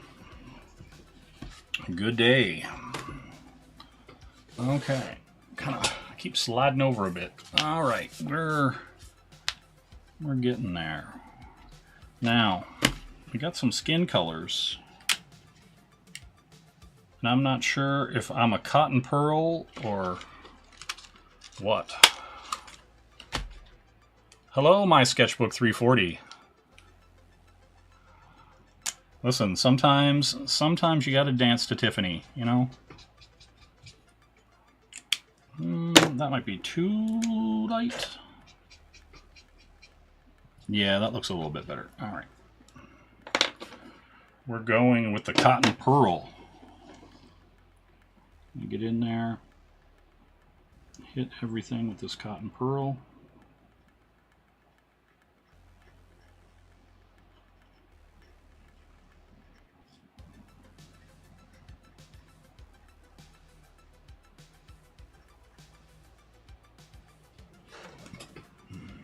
Listen, the Misfits were excellent.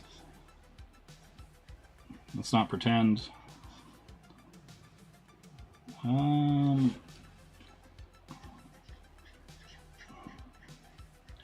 Get right in there. Boom, boom, boom. But yeah, we'll crank this out. I think the only... I just don't know if I have the right color for her hair. It's kind of this like greenish yellow blonde. And that might be a hard match. Right? Like I think I can get away with a lot of these lighter colors. Right? That'll give me my 80s pop you know, kind of model sketch aesthetic.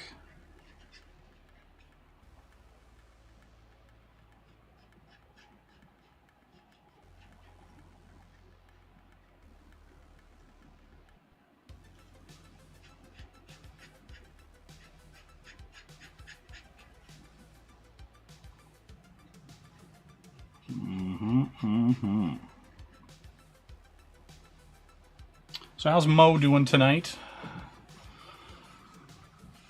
I haven't been in a lot of chats and stuff lately. Yeah, we were missing you in in Sugar Chris's stream this morning. I was in there, and he got back from a con, and he was worried about all the manga he bought, and if you were going to chastise him.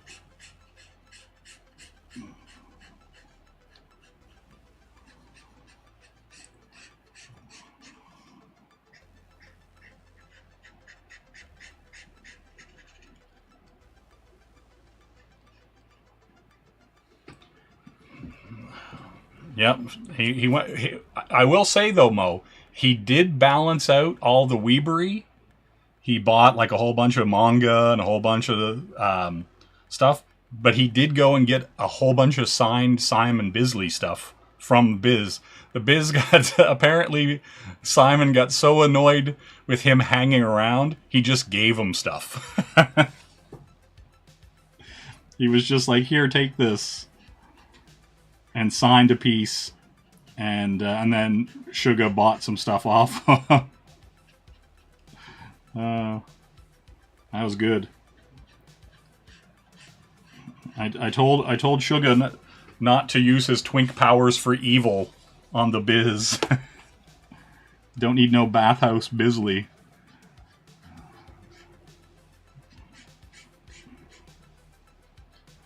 That's for sure.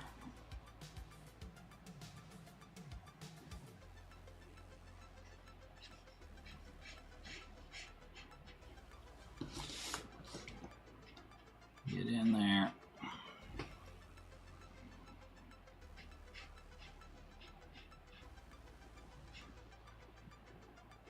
Yep. Suga out there trying to turn the Biz, for crying out loud.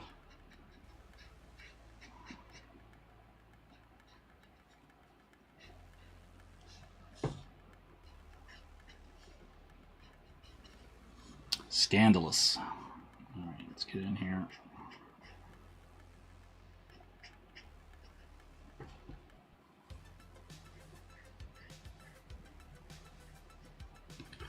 So far, I like this paper quality. Down Lobo, yeah, exactly. On the down low.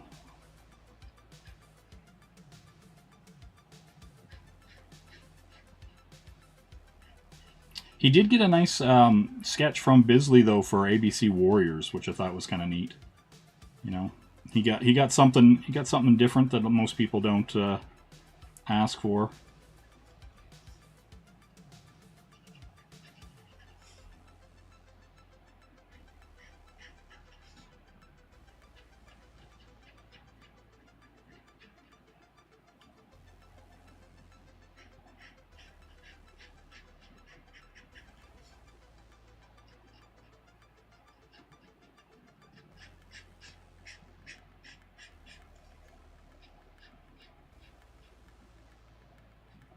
But yeah, he seemed well, but, you know, tired. You know how Suga is.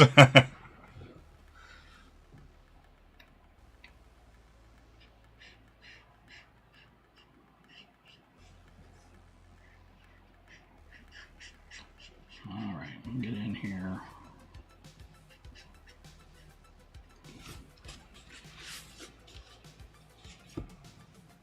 Yeah, right? Like, he really grinds it out, that's for sure.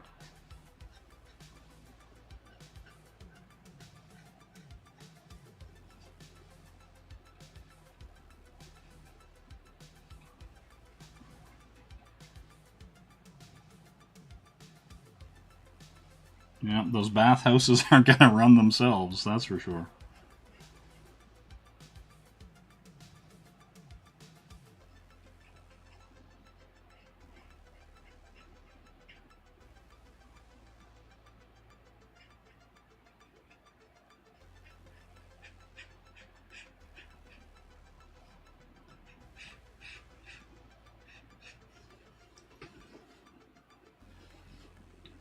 All right. Get under here.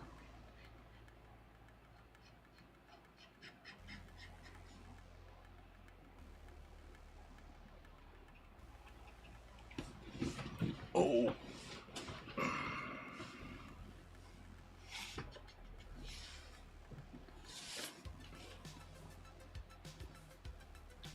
Yes. Yes. Picked up a little ink.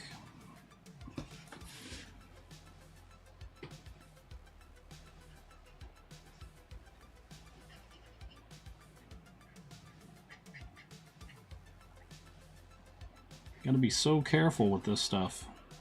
It's like it's dry, you can rub around on it, and then 1 minute it's leaking everywhere. You know what I'm saying?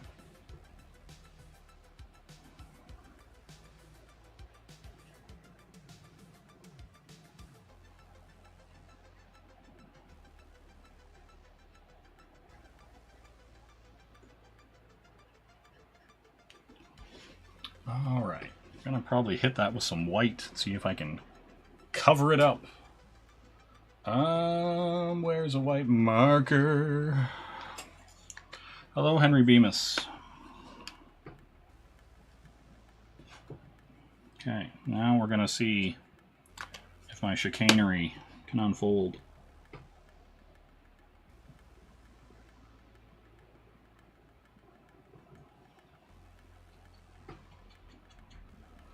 All right,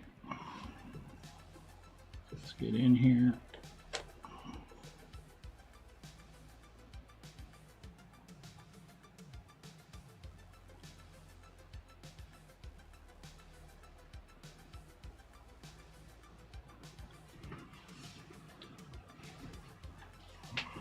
Oh no, her face is going to be flesh tone.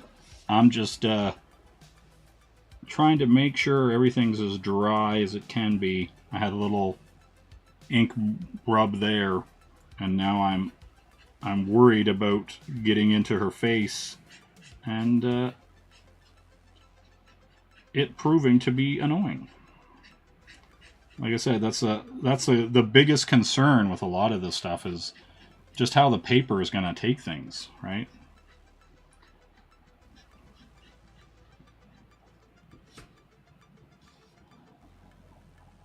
Yeah, now she's not going full kabuki or anything like that, but I got to be really careful to not touch any of these blacks just in case they're not dry enough.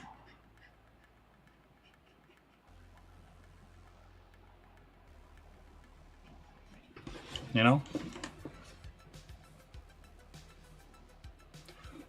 Yeah, like I could make it like I find it crazy bright, right? But the camera does tend to like dim down the light a bit on your end.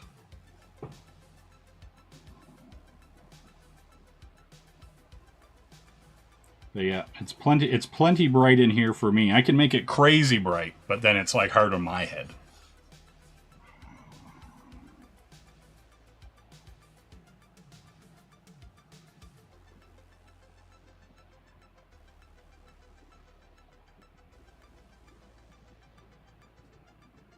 Okay, let's get in here.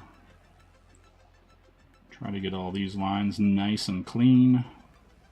Or keep them clean anyway.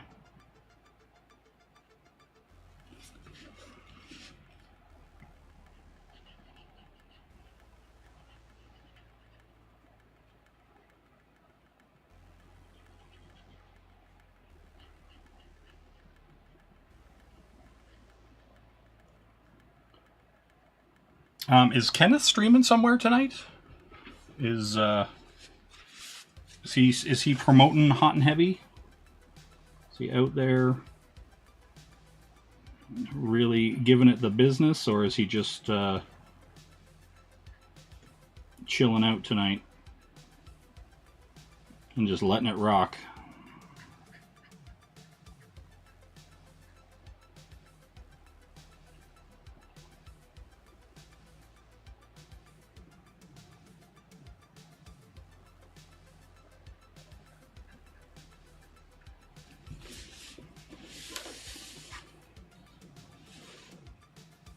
Yeah, see, like, and it's really bright in the room, and the camera kind of shows this almost as like a peach, but it's actually like damn near the same color as that, and it makes that kind of orangey. It's weird.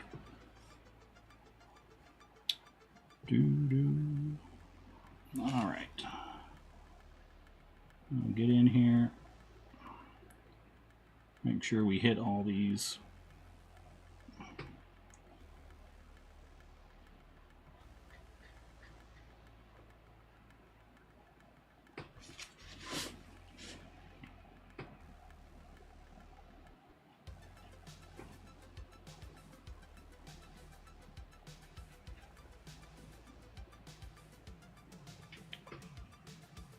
There we go. There we go. Getting that second layer.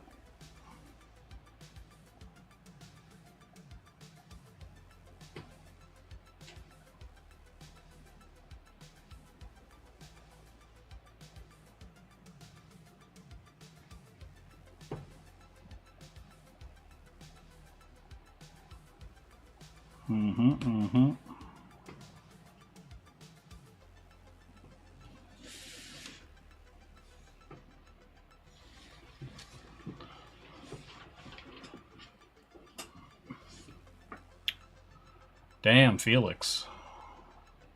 Felix must pay for his crimes. Listen to Noah. Damn. Damn, Noah. Going hard in the paint on Felix.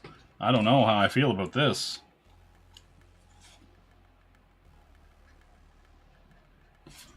Okay, I want to hit some highlights, but I also got to find my yellow. Right, this is where I'm slightly perplexed as far as what I'm gonna go, because it's kind of like it's not green, but it's kind of like a darker yellow, and so I'm kind of curious where I should go with that. That's close, right? That's somewhat close. Yeah, exactly. Listen, Henry, listen, I'm here. Yeah, these are all Copics. All Copics. I got a bajillion of these Copics. You know, they only cost me an arm and a leg. I'm trying to decide how lightly or how darkly this yellow I should go.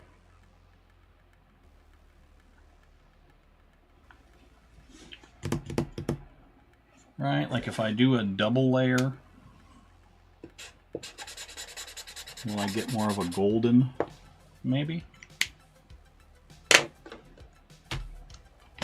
Right, there might have to be some shenanigan color blending happening to see if I can kind of get that yellow beige.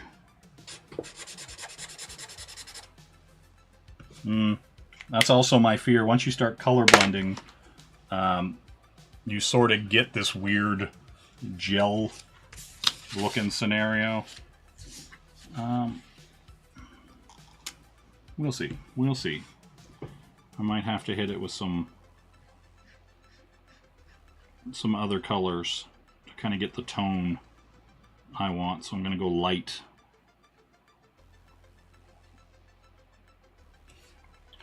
Do. Okay. Just gonna pull.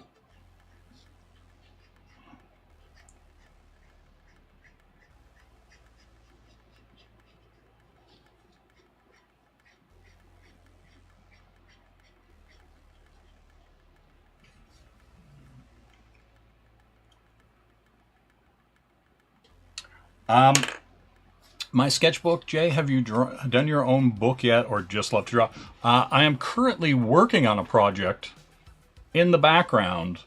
I'm just not talking about it yet until it's in a spot and where my channel and social media and all that stuff are at a spot that makes it worthwhile.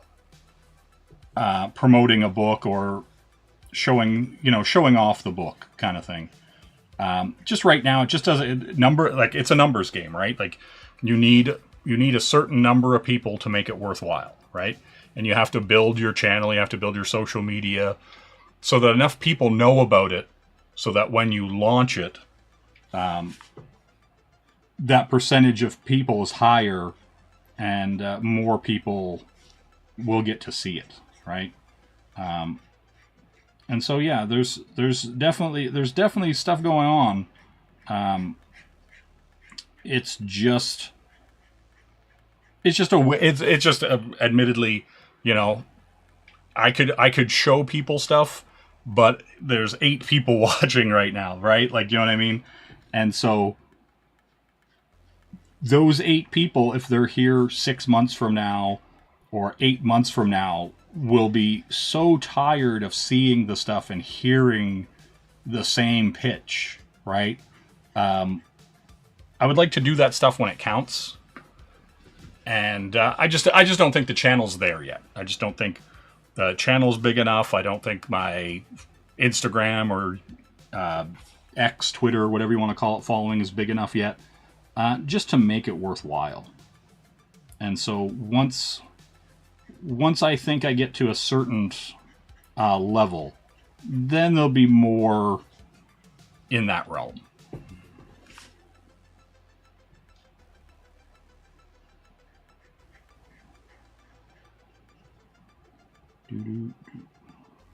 But yeah, this stuff right now, like I'm doing 52 weeks of sketch covers, and a lot of this stuff is just like more of an excuse to stream, and I don't do a lot of traditional work.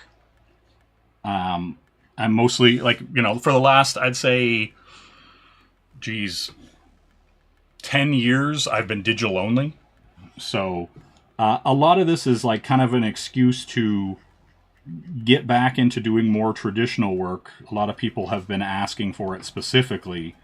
And, you know, so I'm kind of like, you know, if that's what people want, I'm going to give them that, right? Like, you kind of have to give, to an extent, you have to give the customer, you know, the fan, the whatever you want to call it, viewer,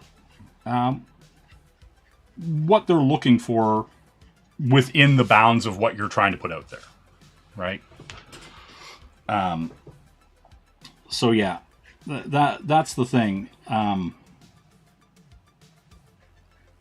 But yeah, once things elevate a bit, and you know, things are going well. I got like 50 subs this month alone, which was pretty great.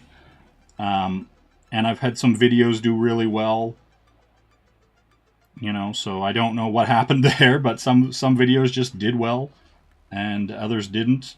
And so I don't know if I just caught the algorithm that day or what. But also the videos that did well got like way more likes and got more comments on them and stuff like that.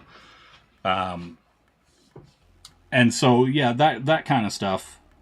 And so, yeah, I'm just kind of the mindset that it's like, you know, it's going to be a grind, and you just got to put in the time, right? Like you just do the work, and eventually the work is done, and people are either going to like it and show up, or they're not, right? Like, you're going to find the people who are into what you're doing, and yeah, that's all you can hope for, really.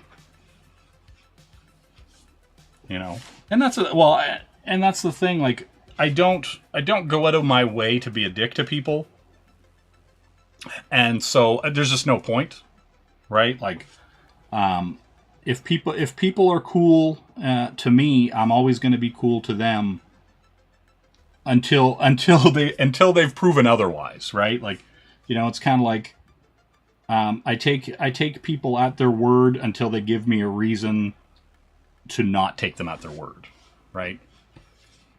Yeah. No, Dean. Let's not be that way. I'm not a dick at all. You know, you might take my jokes and humor as being somewhat dickish, but if I don't, you haven't seen me turn on the real assholery you know, that valve is currently off, you know.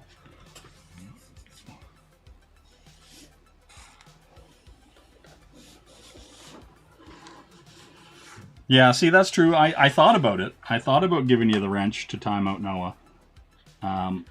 And then I forgot about it. All, all in the same thought. I was like, oh yeah, that'd be funny. And then I just moved on.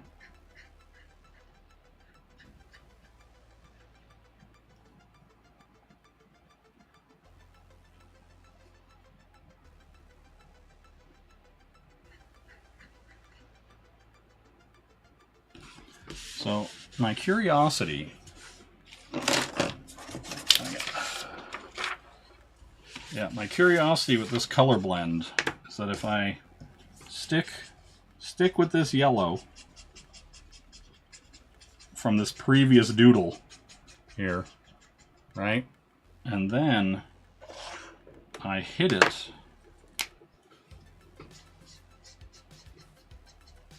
I get the tone I'm looking for.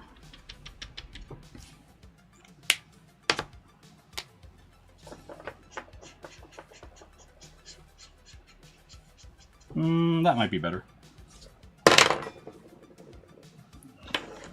There's classes? Okay, we're teaching classes now? Damn.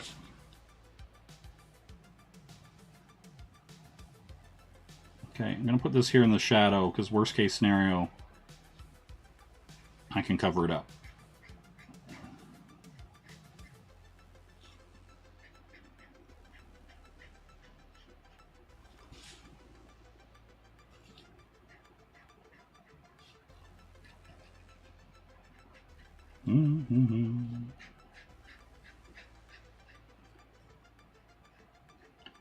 Yeah, see, this is the thing I find with Copics. I find if you don't have close to or the right shade, it is actually really hard to blend colors well. Like, I guess that's why you see a lot of people using like colored pencil and stuff like that over Copics to kind of give it more texture, more blending.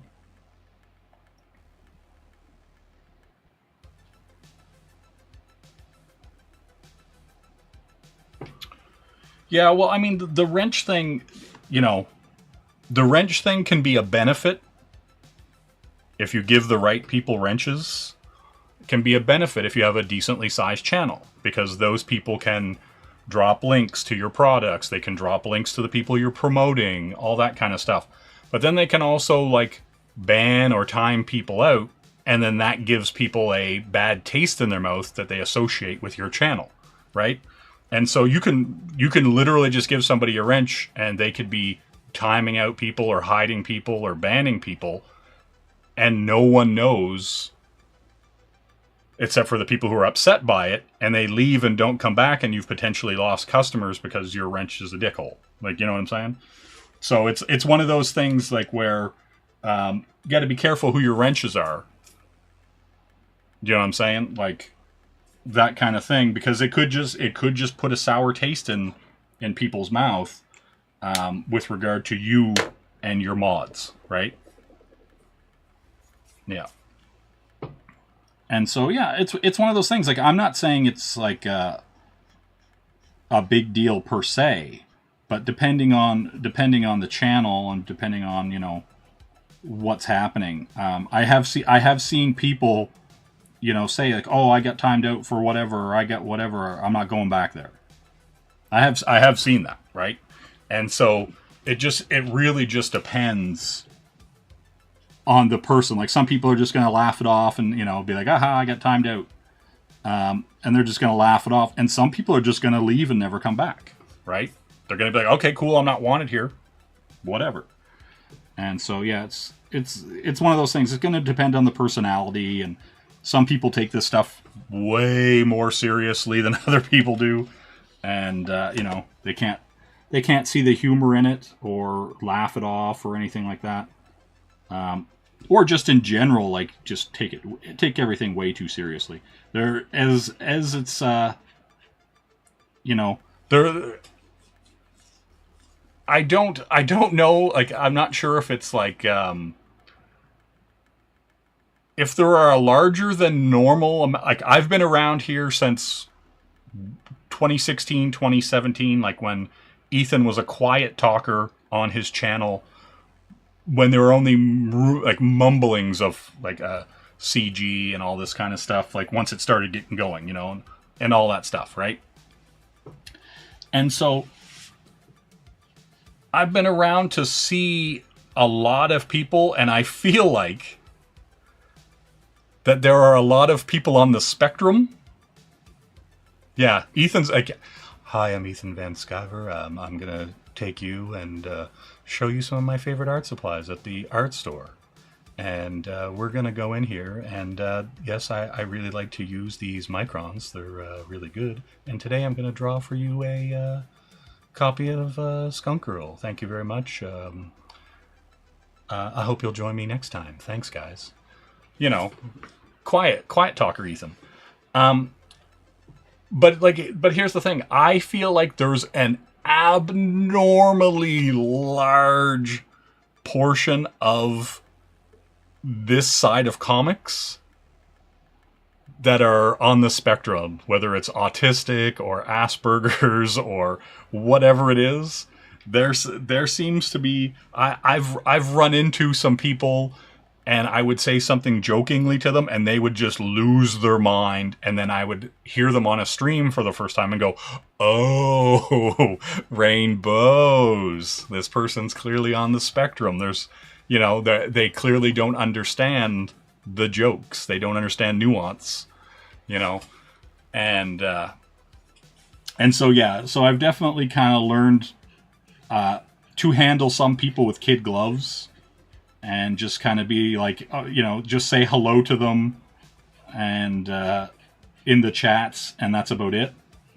You know, there's definitely some high functioning autistics in this circle, in this corner of comic books. You know, many of which may be mods.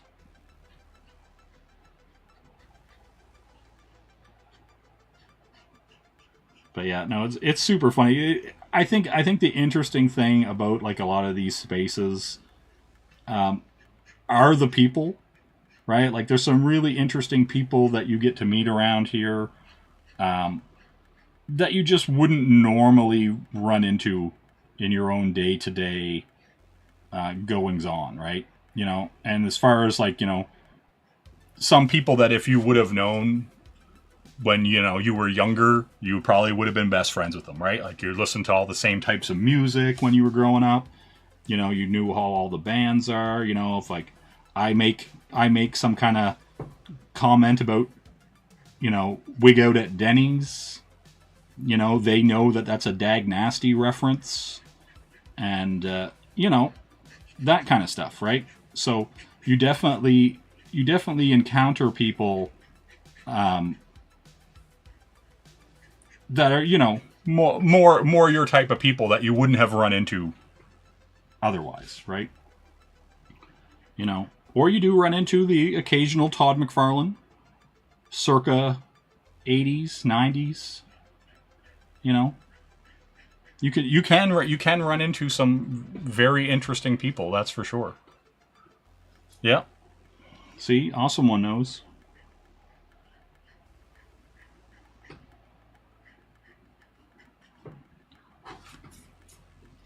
You know, and I've been, yeah. See, and that's how real I am. Oh, it says a Back to the Future on the back. All right, I was worried about getting stuff on it, but I don't care since it actually has an ad on the back. But yeah, like that's the thing.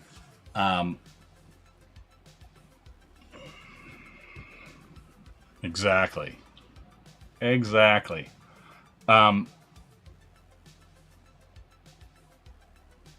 No, the Dag Nasty is not the band in Shelby's meme video.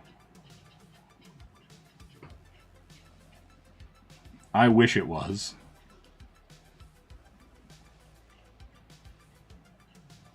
Do. right? And that's also kind of the fun thing too, is like a lot of people you just kind of instantly get along with, and you know, chat to or talk to, and it is like you've known them forever, right? Like, you know, it's like how I got this gem cover, right? Shelby hits up my DMs and goes, "Hey, send me $22." And I go, "Okay," and send him $22. He's like, "It's something you want," right? And I wouldn't do that with a lot of other people, right? Like, other people would hit me up and be like, "Send me $22," and I'd be like, "Fuck off! I ain't sending you shit," right? But like that's the thing, you know. You end up like,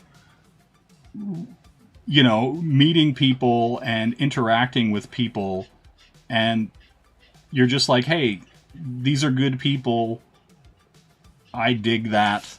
I'm gonna, you know, I'm gonna enjoy interacting and hanging out with these people and talking to these people, and it's fun. And then you can go to other parts, and you're just like, oh god, people, settle down.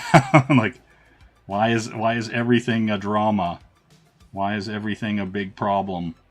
You know, you guys all seem to be wasting your time on drama when you could be getting stuff done. You know. Yeah, and I haven't even gotten into all your weirdos, K-pop. My god. K-pop has introduced me to some very odd fellows. Yeah. But all good people. All good people. Right? You know. And, you know, that's the thing.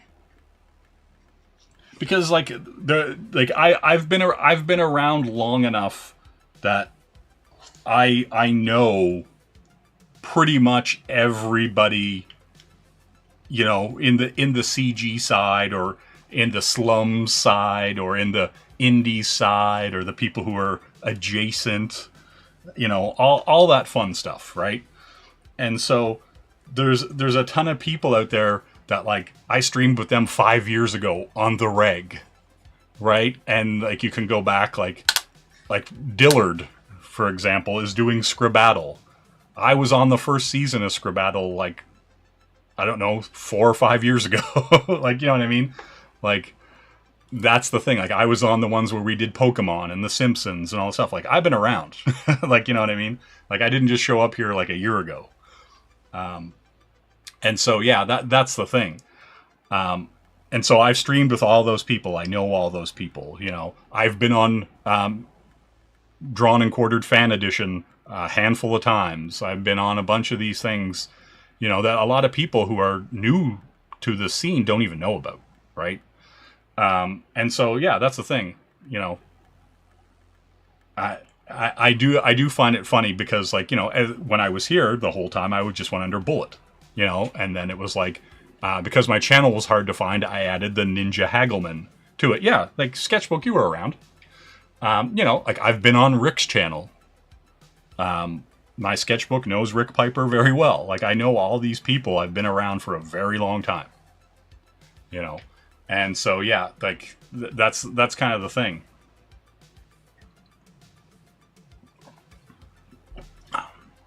But, like, the only reason why I'm even going by my name is because it became necessary. You know? And so, yeah, like, people just kind of were having a hard time putting Bullet or Bullet Ninja Hagelman, whatever, together with when people would say, oh, Jay's working on whatever with me, or Jay's did this poster for me, or whatever, right? And so they weren't putting together the 2 and 2, so, yeah, like, you know. And so, yeah, that's the thing. And so, yeah, that's the thing. Like, you have to kind of eventually step out into the light, so to speak, and just, you know, you have to make, like, it took me a fairly long time to make the decision to whether I was going to be a face on the internet or not, right? And so I was like, you know, how how important is that in the scheme of things? Like, you know, because a lot of people just kind of hide behind an avatar and whatever. And I was like, yeah, if I'm going to be serious about this, I'm just going to put my name out there and put my face out there and let my work and stuff speak for itself, right? And so it's easy to, you know, hide behind an avatar or whatever and whatever. But as soon as you kind of put your face out there and name and everything, it just becomes a different, you know, a different ball game. Yeah, see, and like I said, it's been a hot minute, right? And so that's the thing. Like, when I was around and I was going on Dillard streams, and we did the what was that show? The one where what was it? The Dungeon or something like that, when people would come on with their book and then we would tear it apart. Right? Like, do you know what I'm saying? And so that's the thing, like that kind of stuff, like, you know, and so, yeah, like you gotta decide where you're going, where you want to be, you know, that's the thing.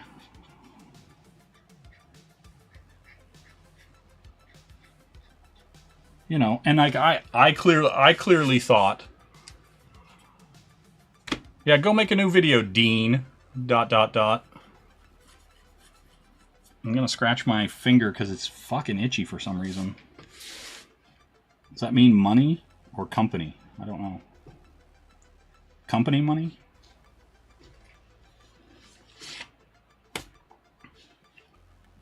Okay. What if I turn this light off? Oh, yeah. Yeah. All right.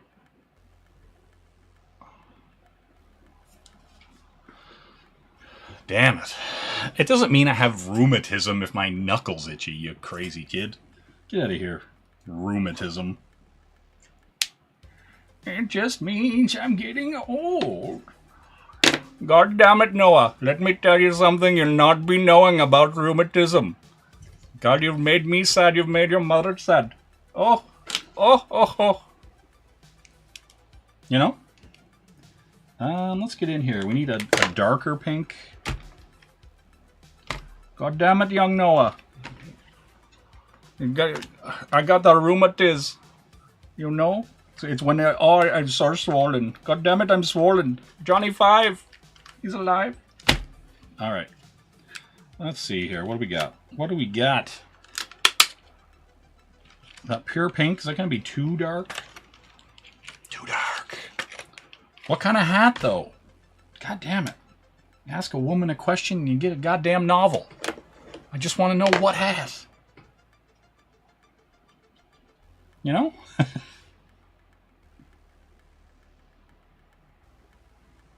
No, I want a darker pink. God damn it, D-Wag. I'm going to be dead. I'm going to be dead.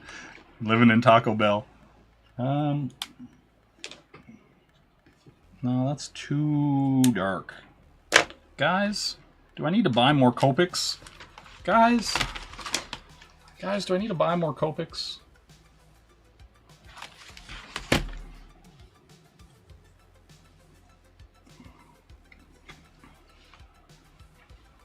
Listen, when I worked at EB when I was younger, and I made a lot of money selling extended warranties. It's nothing. It's nothing to sneeze at. You know what I'm saying? Yeah, I'm gonna do that. I'm gonna buy. You can get like the big giant box of Ohuhu Copic style markers. They're way cheaper, and you get a ton of them. Oh, GameStop. It's called EB in Canada, Electronics Boutique.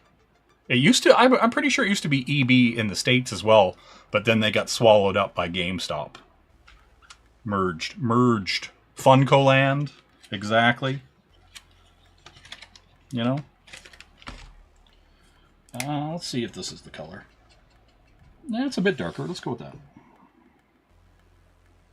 So I can get in here and get these shades.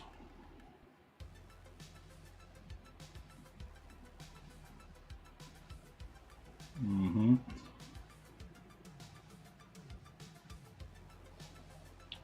Worry about young Darren Wagner. Constantly at Taco Bell eating donuts. You know what I'm saying? Yeah, this was... I was pretty young when I worked at EB.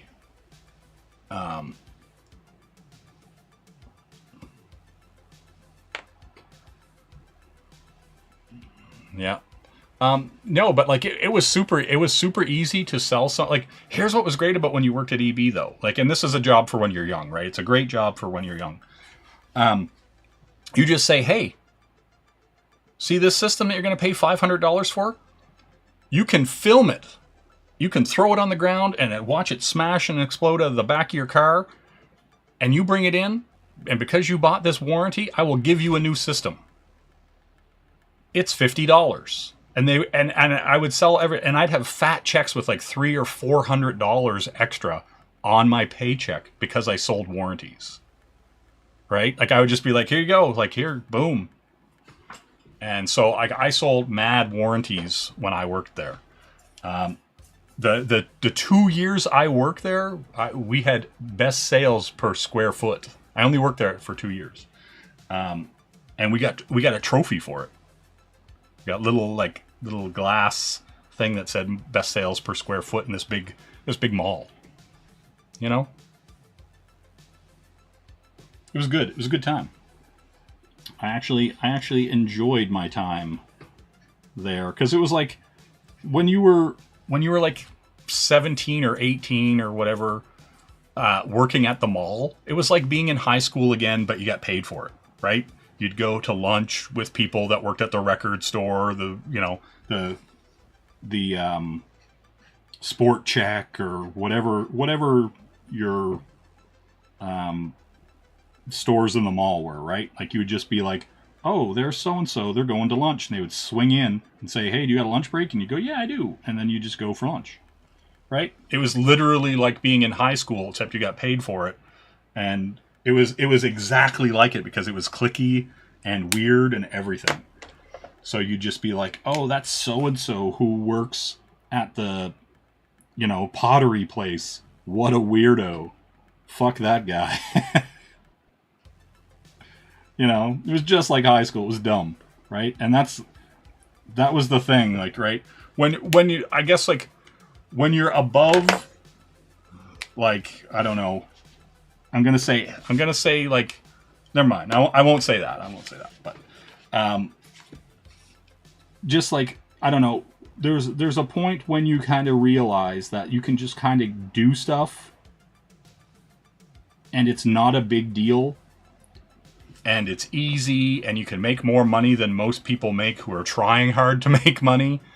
Life becomes more interesting pretty quick, right?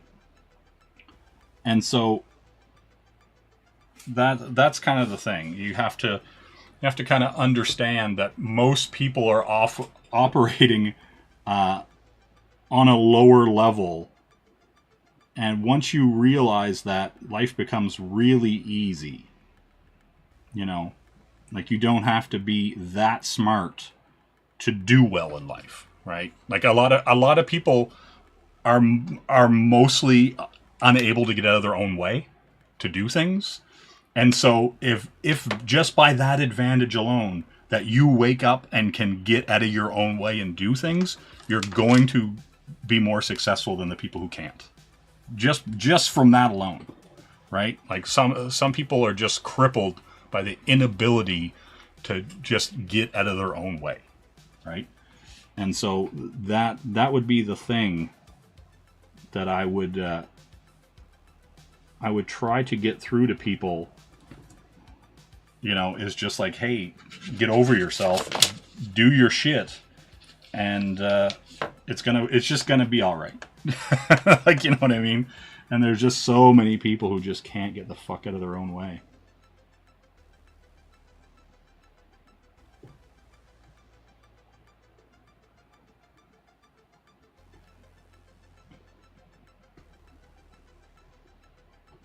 You know, a lot of what if, maybe, oh, but I don't know, and they just get caught in a loop of, inability to get out of their own way. I'm gonna throw this.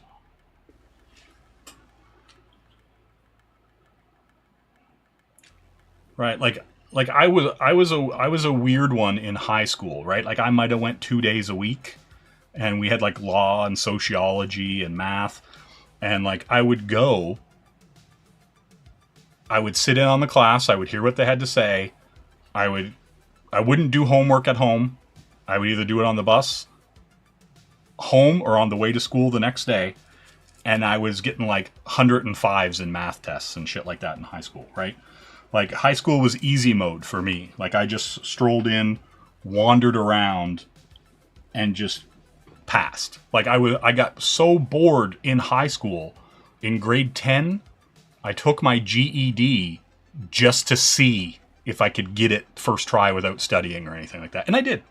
I just walked in, got it, and then went to school till grade 12, already having a general education diploma, just because I could, right? Like, and so, yeah, like a lot of people just can't get the fuck out of their own way.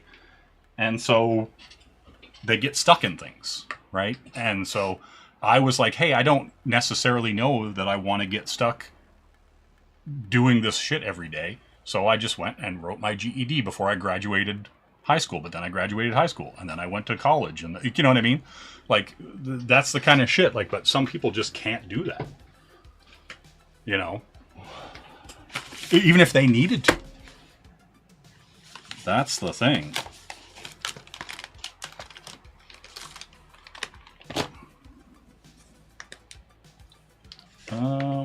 Where's my weird cyber girl here? Ooh, ooh, ooh, ooh.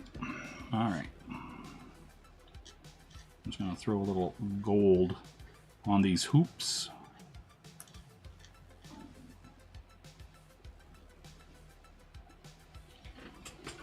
Does that show up on the camera as gold? It does to me, but it's all sparkly.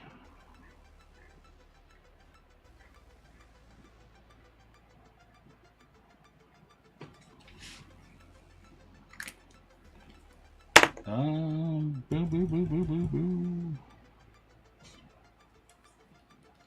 Hello, Sumo Thori. Damn it, Sumo. I told you yesterday why I didn't stream yesterday or Monday. So the obvious scenario that would come up would be Wednesday.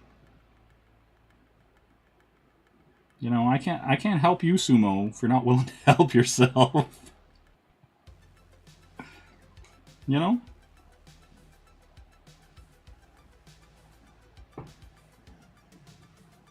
Just out on these streets.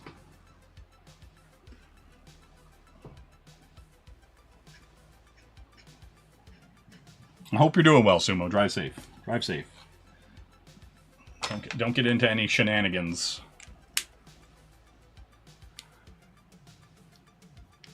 Yeah, yeah. Well, I didn't stream on Monday because Noah was going to stream. He asked me if I was going to stream, which to me meant, hey, if you stream, I'm not going to stream. So I was like, just go stream. It's cool. I'm not going to stream. Let's see. What do we need here? Hello. Cry safe, Sumo.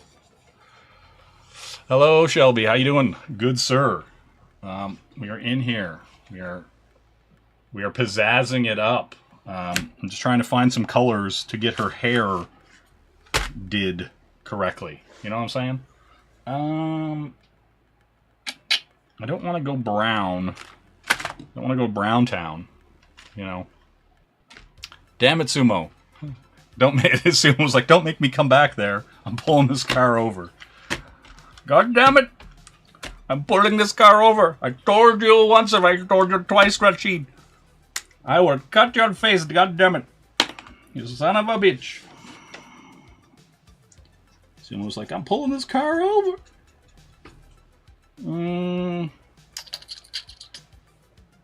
Is that light enough? Is that light enough? God damn you. How dare you? Right? I need more shades of yellow and brown, Shelby. Damn you. Your calm demeanor.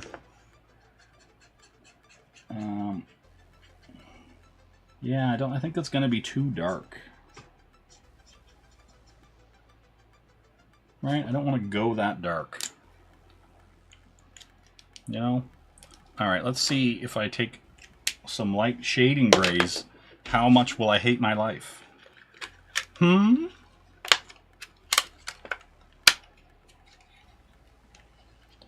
I need some light orange, then brown for... I don't even think I have anything that's even close to an orange. You son of a bitch.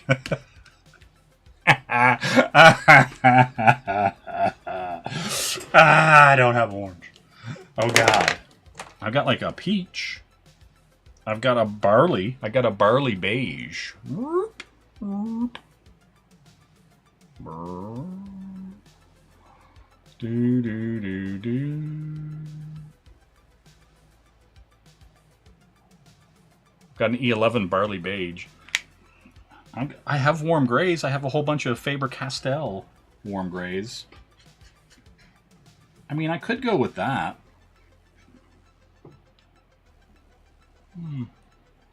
Warm gaze, he says. Warm gaze. You know? Yeah, we can go with this warm gay. You know? How warm are these gays?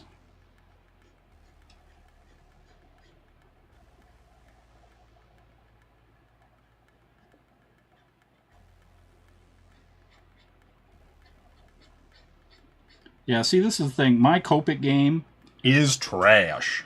Like I literally have put no time into, like, understanding the Copic marker.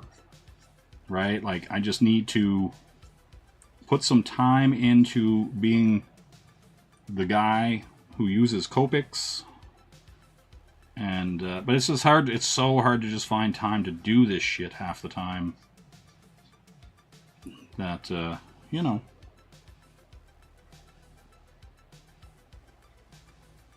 It is what it be do, son and or daughter.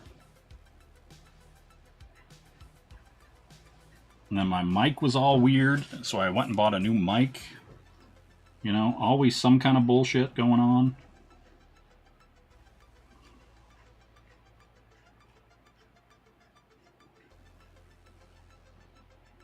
Right? And that's the thing. See, if any of these artists come up to you and say, I know what I'm doing. None of them do. None of them. There's no excuses. I'm not making any excuses, Shelby. What I'm saying is, I'm literally just fucking doing this, right? Like, I just come in, I got no plan. The pencils are on the thing, and then I go, I'm gonna ink it, and then if it feels good to ink, then I'm gonna color it, right? Right? Damn, Shelby had to mute the stream because his ears were filling up with excuses. Fucking Christ. Now he's speaking to me in code. Y38, YR4. I think, are these chemtrails? What? This is a Russian nesting doll of code. Is he activating me?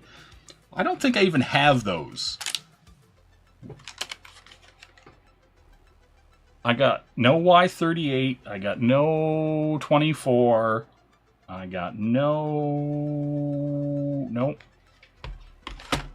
Yeah, like Shelby has activated me. I'm gonna launch the codes. Yeah, I got none of those colors, Shelby.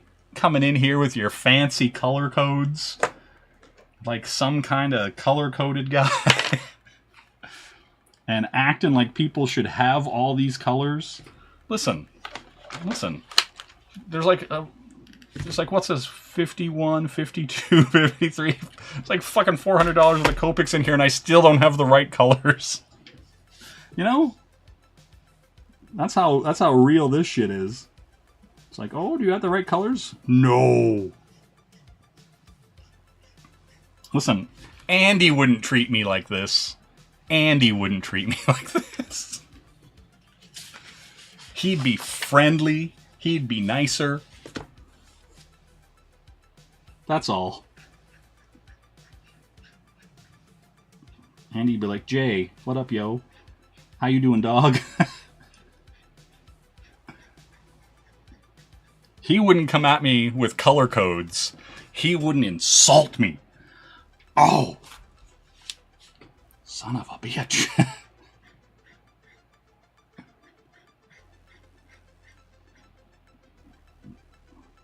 You know, now I have to shower tomorrow, and the tears will be masked by the water running down my face. There'll just be a sadness in me all day tomorrow. Yep. Goddamn. Goddamn. Yep. You son of a bitch, Shelby. You son of a bitch. I swear to God. You're lucky you live halfway across the universe. Oh my. I'm telling you.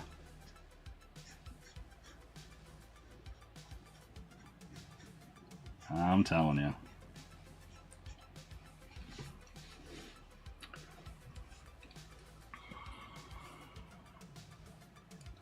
You should. I might learn something from that. You're like, oh, you could have used a whatever there. Yeah, that's a good marker. I would have been like, damn. I didn't know. Didn't know that was the universal Copic that you use for everything. God. Yeah, but all I get is mockery, derision. Got the chat turning against me. God, B. Arthur, Andy Griffith, Ted Danson. I'm telling you. Got Sumo pulling over the car. This shit's wild, son. This shit's wild. I'm just out here, babe in the woods.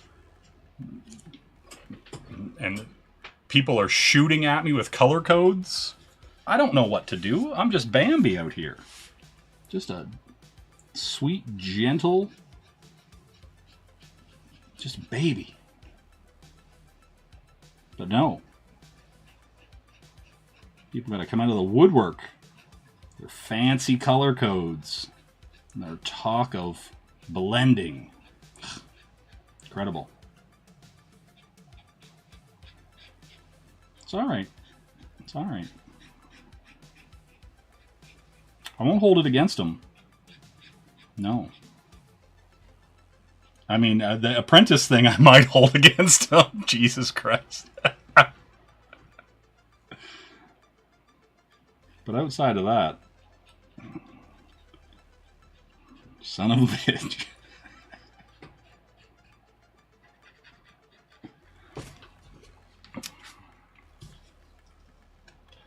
You can layer that all you want, still wrong color. Motherfucker.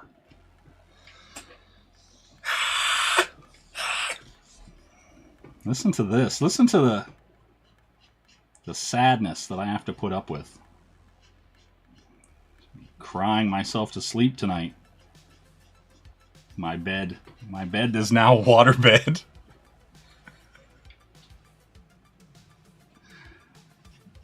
My bed is now a waterbed. Floating on tears of sadness. You know?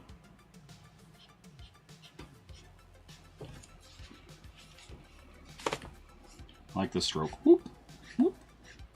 You gotta make that noise too when you go whoop, whoop, whoop. Man.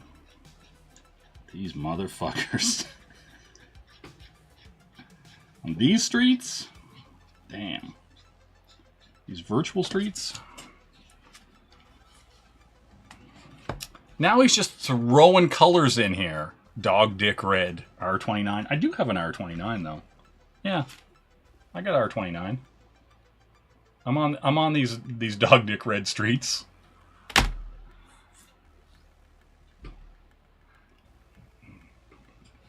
I swear to God. I swear to God. Oh God. Oh God, why? Why? Oh, Stimpy. God damn it, man. Space Madness coming on here fucking fast.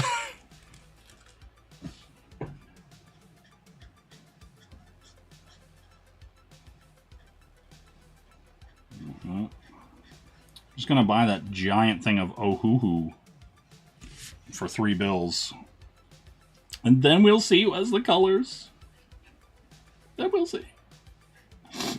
I'll show you. I'll show you who has the colors. I'll show you. I'll show you. I'm gonna drink this Gatorade. Because it's so dry. Dry. Dry. You know?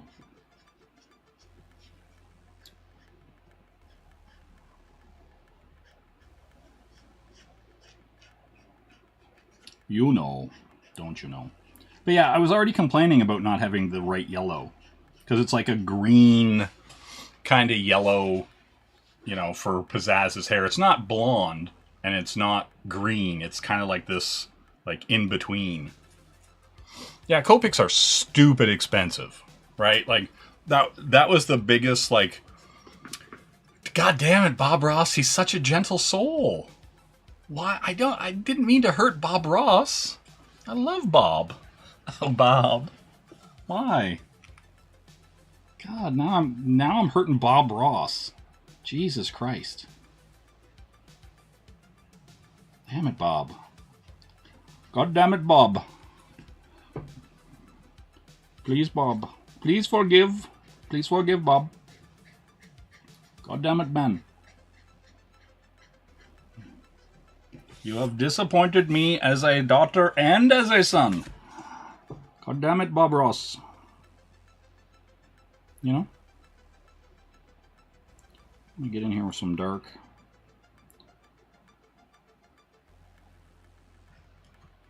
Do do do do. You know?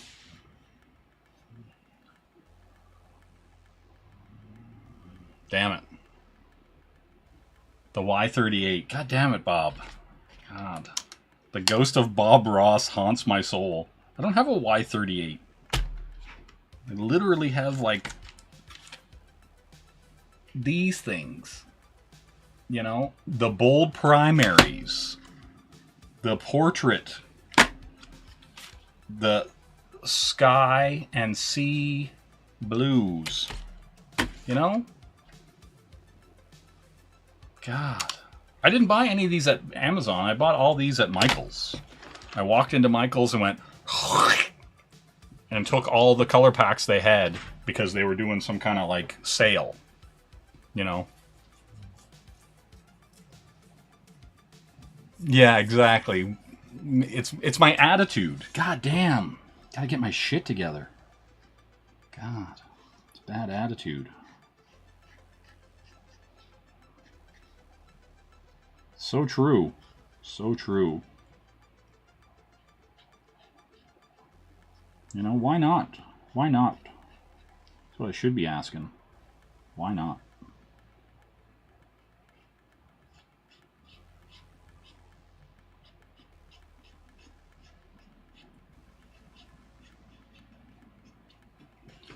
You know? Update if the cheesy Fiesta POTAS, it appears to be in a larger container, so I'm not as upset about them being $250. But is the container really larger, or is it wider but not as deep? You know? It's true. I had a pretty good pizza with thinly sliced pieces of steak and mushrooms on it earlier. Mwah. That was a good time. I will say, I will cop to that.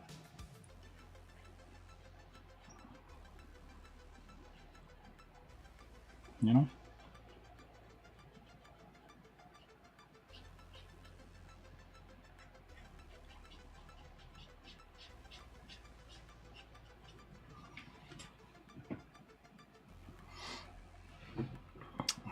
Sumo, do you want me to put the goddamn fork in your mouth too? Fly it in like a goddamn plane? It's not my fault you didn't eat. It's not my fault that the randomly didn't leave food on your porch that was meant for the brothel down the road. I can't help that. Right? Like, I got nothing. There's literally nothing I can do about your lack of food or your inability to put it in your gob. You know? I'm out here dodging bullets about fucking Copic numbers. You're complaining about being alone and not eating. Like, what am I supposed to do here? How did I get responsible? God. You know, I'm just out here making the best of it. Doing what I can, you know, for democracy. You know? I don't see you out here, Sumo, fighting for democracy. These sketch covers I got from a young American Discord, aka Shelby Robertson. Right? He graciously hit me up and said, send me $22. And I said, okay. And I sent him $22. And then he said, trust me, bro, this is stuff you're going to want. And I said, all right. And he sent me these. So he sent me these sketch covers. And yeah. And I super appreciate them. Listen, I do buy a lot of sketch covers. And Shelby was generous enough to send me these. I didn't tell them that listen, Sumo, I didn't tell anybody anything factual, right? You've outed yourself, Sumo, by telling people that you live near a sketchy brothel. You know, use that information how you will. It's either true or it's not.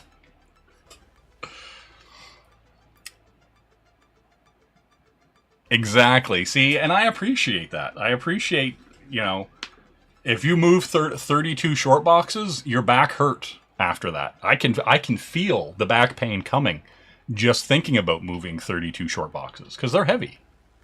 They're not light, you know? And so, like, Shelby's a real one, right? Like, I super appreciate it.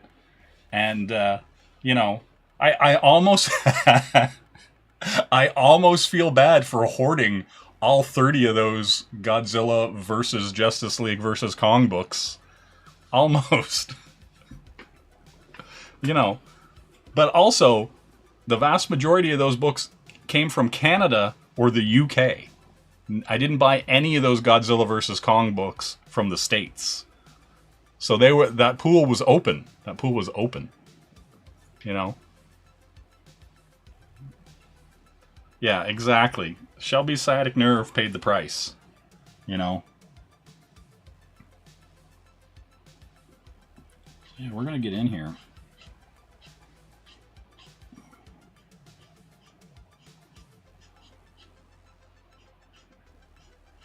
You know, and I'm going to say, like, that's being, like, the realist, right? Like, that guy knew. He put his sciatic nerve, he put his back in the line of fire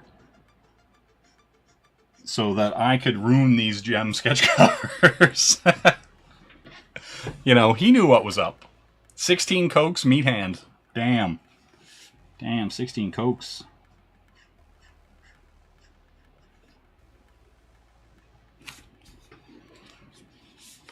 Right?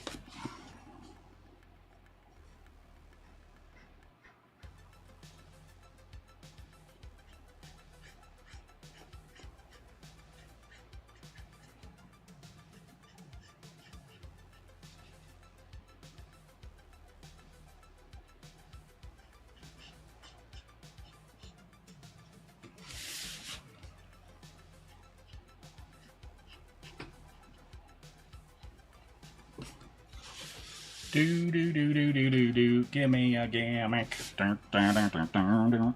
You know. You gotta sing a little gem while you're doing the gem pieces, right? Only makes sense.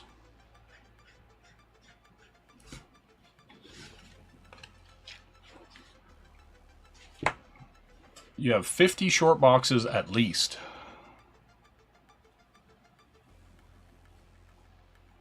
Yeah. Gem's not so... Man, do you want to see the art in these books? It is fucking terrible. You wanna like, look at how fat these characters are. What is even happening in these comic books? Right? Look at this hot trash.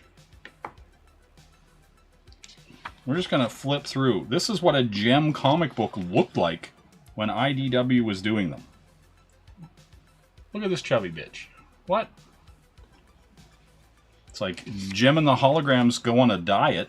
What the hell is this crap? Just garbage. You know? Telling you.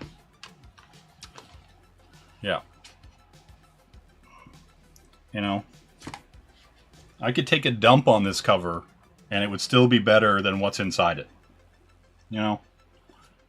And that's just science. There's no getting around that. How do you just lose a top? Huh? Huh? Sweet zombie Jesus. Where's the top for this Copic? I swear to God. Sell you to Satan. The Dark Lord. Why have you forsaken me? You know? Damn.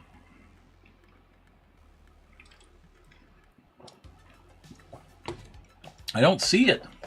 Right where? I really don't know where the fuck it is. But anyway, it doesn't matter. It doesn't matter. I'm going to continue slobbering color on this for right now.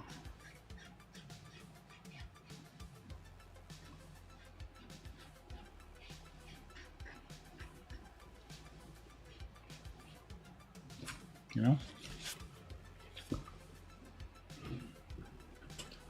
Do. Over the ink pen. It's not on top of an ink pen. Damn it, man. I really don't know where I put it. Makes me sad. Whatever. I was going to hit up her skin part here and darken this up as it pulls back.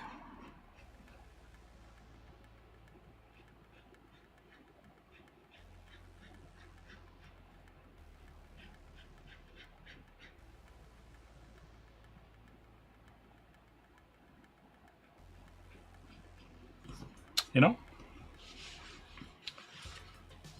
It's not like you can see it. Oh, it's above this pen. God damn it, man. God. Science. Science, you say. God. Maybe next to Y38. You son of a... Man, why is the chat so fucking crazy? Just out here. Just a guy out here. People drive... It's like somebody driving by your house. Y38! You don't have one, bitch! R29! You suck! Oh, God. Oh, God. Why aren't you wearing pants when you stream? You know? That's what people are yelling at me. I'm like, bro, why are you wearing pants? You know? See, E35. I'm just like, oh man, why don't I have those colors? You know? And I got FOMO. I fear of missing out on those colors. You know? CMY gay. God. I'm just out here. I'm on these streets. I got people yelling at me. I got like people's moms. They're in the back, but they're for later. Satisfying their moms later. It's all good. You know?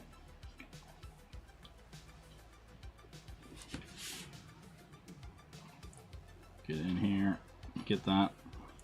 Little darkness. Get your hands off of my woman, motherfucker. You know?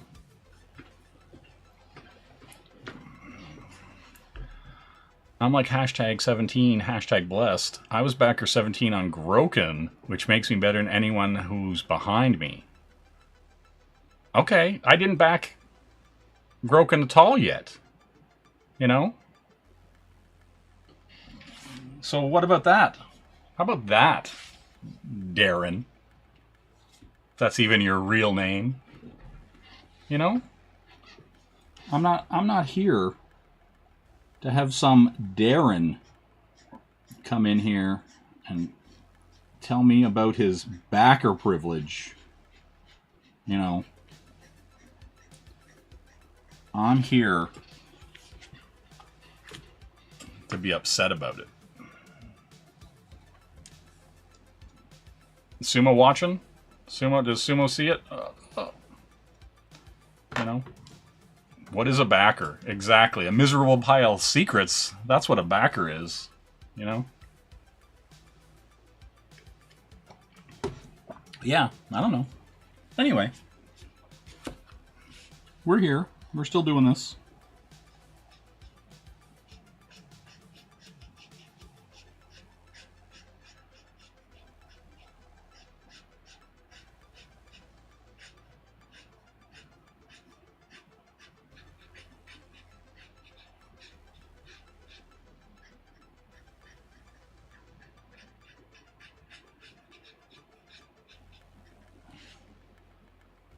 It's not Powerade, it is Gatorade Zero. Zero sugar.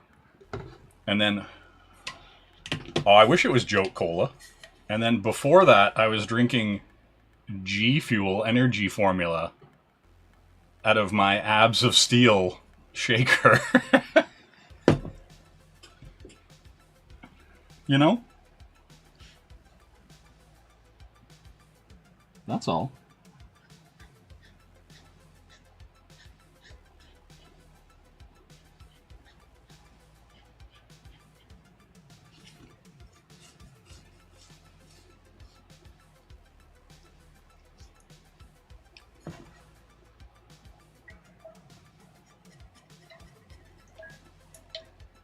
You know? It's a motion of the ocean.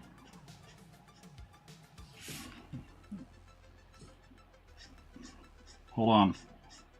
Let's see how this is doing. Woo! Sting! Sting!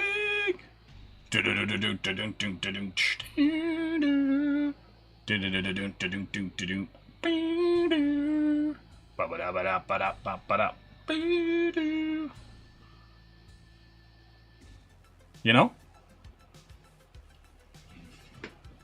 That's how we do it. We just got the N64 running. Just in case I ever want to pull it up.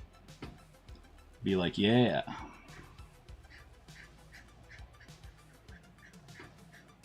Alright, we're just drenching this page, soaking it in, getting that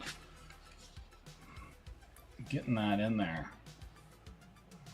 Alright, I'm gonna hit this as well. So we just have that light little bit of yellow popping out underneath. Because I don't have a goddamn Y38. So I'm not even a man. God. Don't even have the right colors. Son of a bitch. It's just how it is. This cover makes me want to visit a salon. A little Vidal Sassoon. I get it.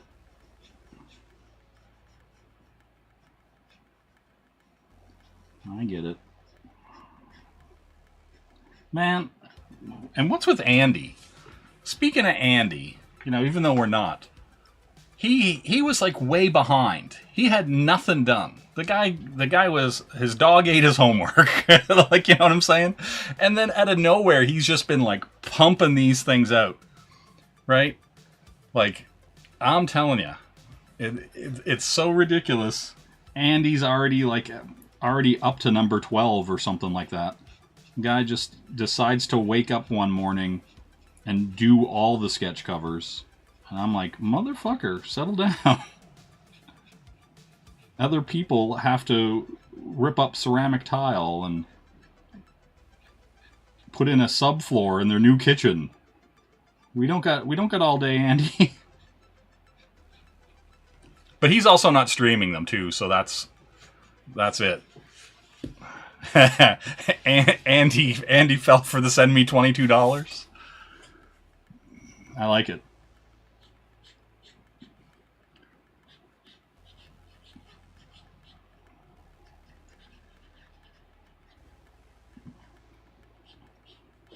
I mean, it's a good scam, right? Like, you know, enough people. Yeah. Yeah, Andy doesn't exist. Andy's not real. That motherfucker Andy, he's too real. I'll tell you that for free. Guy, that Vader cover he did was actually really good. I was like, whoa, all right. I was like, somebody was feeling it that day. That Vader cover turned out pretty damn good for him. You know? But don't tell Andy I said that. We gotta keep a competitive pseudo rivalry where we both mock and deride each other. You know.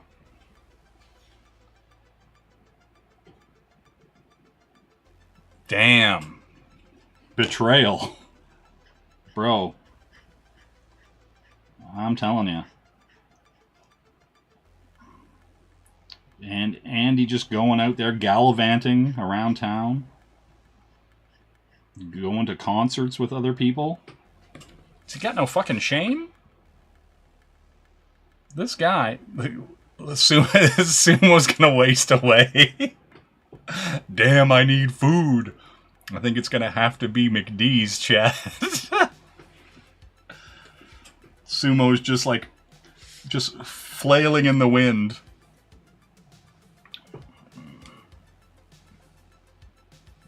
Got my PP. Oh. Damn.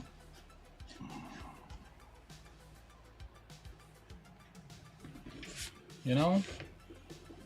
Do. Hold on, see it without this blinding light.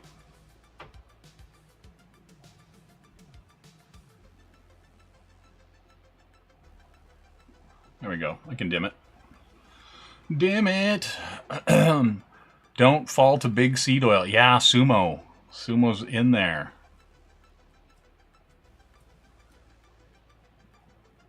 A filet o fish? Man, gave you the pork sweats. Oh, gross. Oh, the meat sweats. No.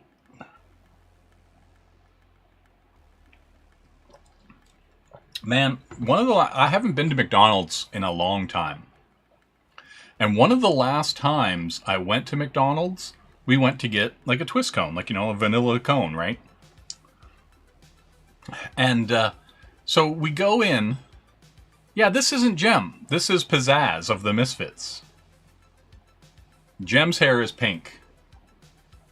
But Pizzazz's hair is a different color. Well, the thing with like McDonald's is the food isn't good. Right? Like that's the thing. Like the food isn't good at McDonald's. Like it's not even good for the price. Like it's like you eat there and you're like what is this like styrofoam tasting trash? You know? That's the thing.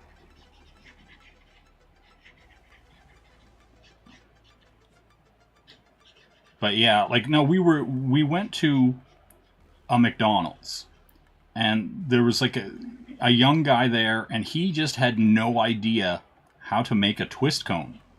And so he had to go like he failed at making it like 3 times, right?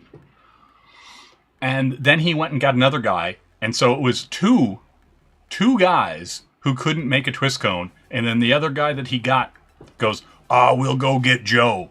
And then Joe strolls out and then just perfectly makes a twist cone and then goes, here you go. And I was like, it took 20 minutes to get 2 twist cones because it took 3 dudes to make a twist cone. I'm sure my color choices are enraging the chat. You know? Like, I'm wishing I had kind of that kind of goldenish color, but I don't. And so we're kind of making do.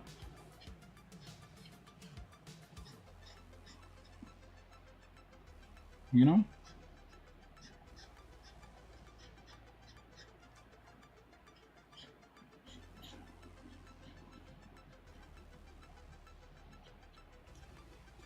That kind of thing, you know?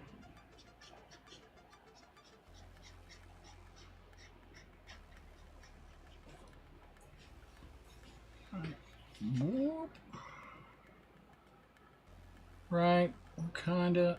Hold on, we're going to switch to my blindingly white light. Right, this is the beauty of having 37 lights. And then I'll shut this one off.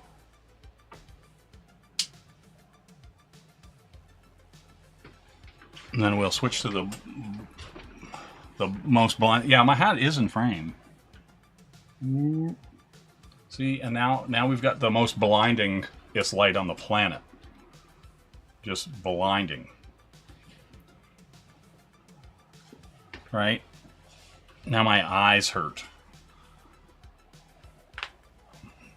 Yeah, Sumo is, what? My hat is in frame. It's always in frame. Always. That's why the whatchamakinkies. That's why it's got this angle. Normally it'd be flat down like this.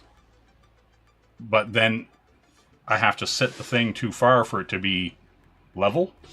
And so I tilt it up like this so that I can have it in a comfortable spot. Right? Yeah, she's cold and there are wolves, you know?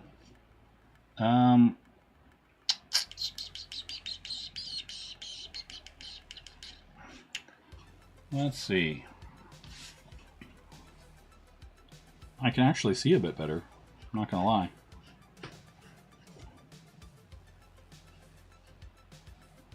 You know, because this is so goddamn bright. It's like I'm in space. You know?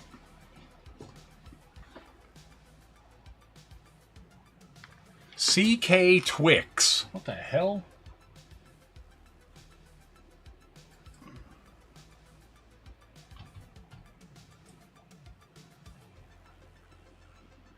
I have those. I have these colors. I have these sketching skins. I used the cotton pearl. You know? Because it's light. Exactly. Because they can't hear it? Can dogs not hear colors, or are they colorblind? What's happening? You know? Man, that's weird and itchy. Hold on.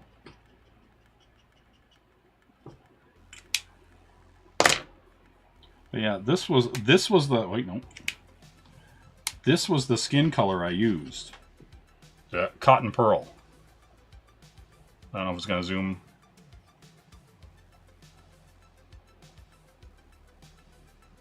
You know?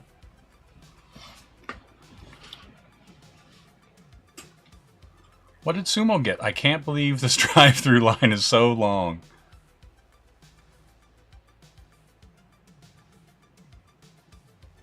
Man, how am I supposed to look at all this shit? Color this thing? Make fun of Sumo? You know? Damn. Incredible. I can't even see it. This light's so goddamn bright. You know?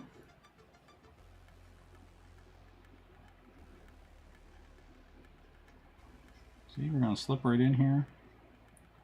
And hit these darkies. We're going to hit... Whoa, I better not say that. Not hitting any darkies. You know what I mean? Alright, we're just going to glance.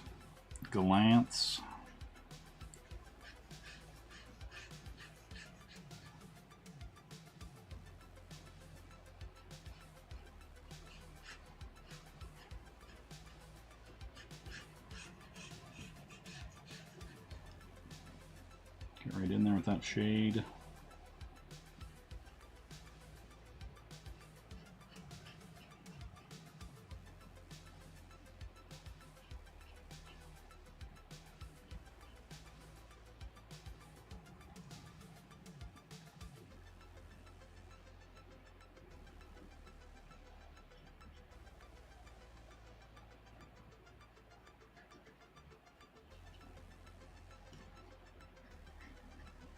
Do. Well, I do have to hit that.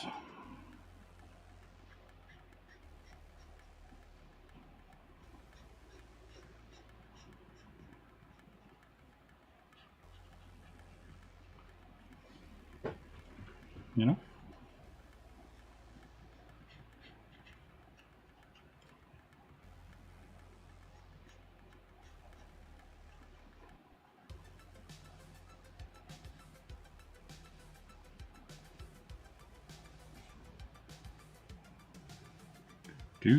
Do. Alright, let's get in there. Hit some of these spots.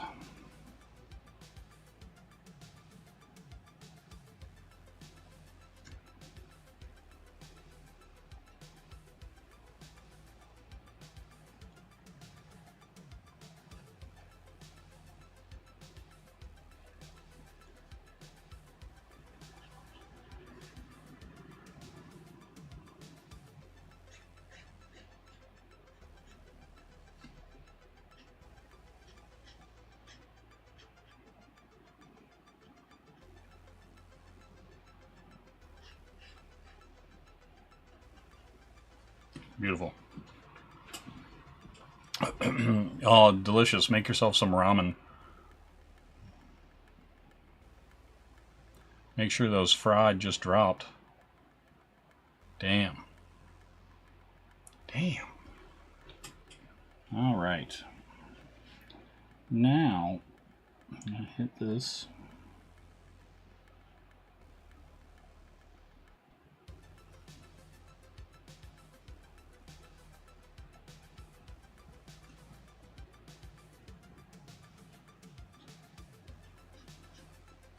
There we go.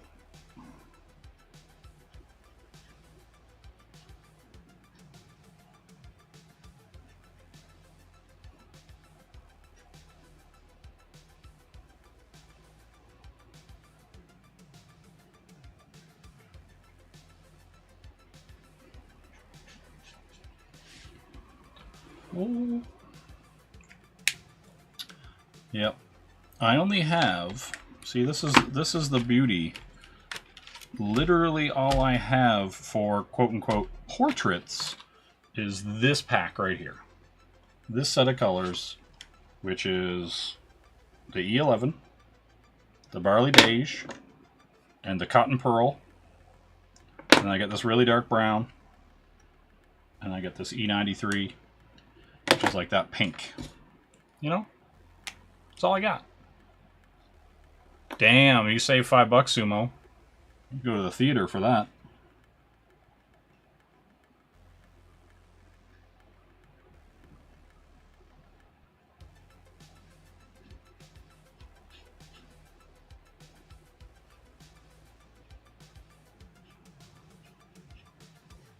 You son of a bitch.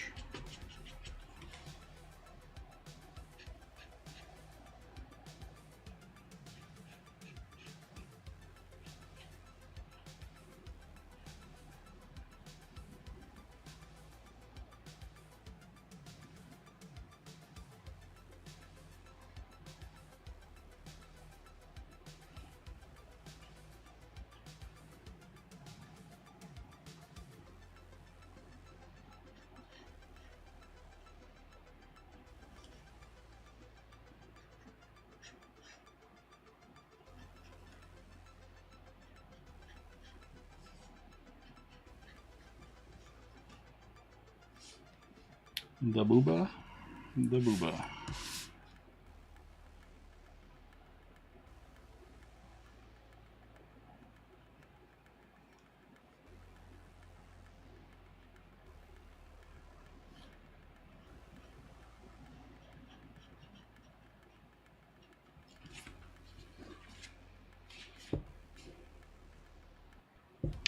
Bubba da. 59, 79, 99. Yeah, the former dollar menu. Exactly.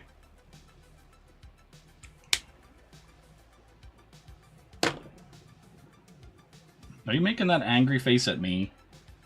Is that what's happening here? No, that's not what I wanted. Oh, there it is. Why? What the hell? What a... Listen, I literally have these handful of colors. I can't make colors appear. Do you know what I'm saying? Water takes 10 minutes to boil. You can time it. You just turn the thing on to max, turn it up. You know what I'm saying? This is the only colors they have at Michael's. Has nothing to do with being poor. This is it. This is it. Right? Like, I don't do this. This is not what I normally do.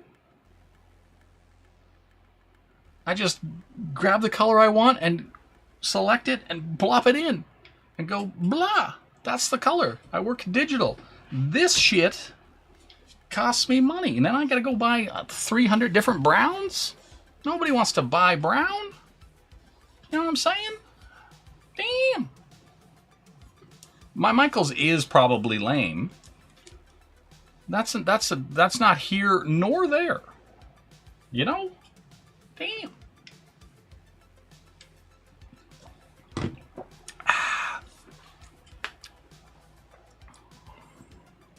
Yeah. Yeah. You know, I don't have color pencils. I don't own any of this shit. Nobody likes it. Nobody likes traditional artwork. Everybody just lies to themselves and says, I want to own a piece of your soul on paper. And you go, okay, I guess. And I'm like, my soul is no different on paper than it is on plastic. I got a bunch of warm sketching grays. I got these that have a cat on them. You know?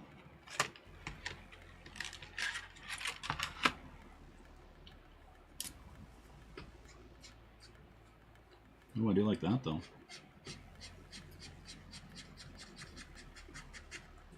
All right.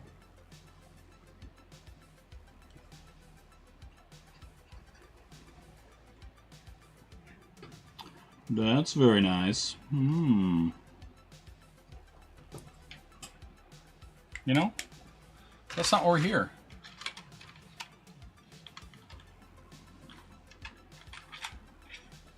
Damn it.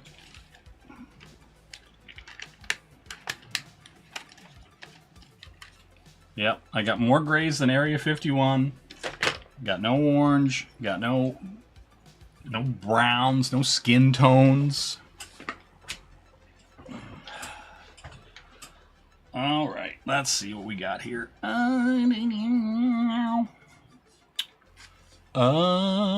Me to the moon, let me dance upon the stars. Let me take my pants off on Jupiter and Mars. In other words, I'm wearing pants In other words. See, and that's the orange I have. I got this orange. But it's too orange. You know what I'm saying? Her hair is kind of like a greenish gold brown color. Like, it's not blonde. It's not green. You know? Oh, I do have to hit that with a little gray, though. The shadowed part of her shirt. You know?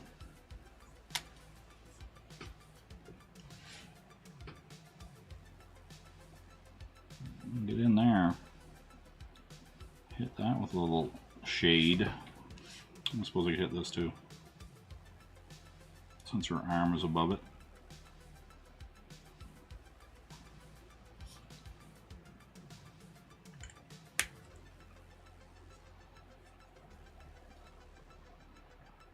I hope so. Jim Lee probably hands down all these markers, you know? Jim Lee better fucking have better markers, son of a bitch. Wife-stealing bastard. He probably collected all those men's markers after the fact. God. I don't want my marker after you touch them, bitch. Can't have my markers. Damn. Damn markers. Alright, let's get this gold on these earrings.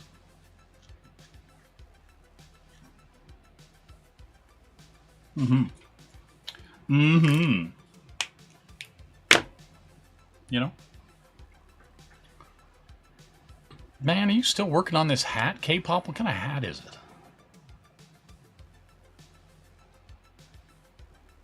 Your hand is a mess right now. Don't stab your hand.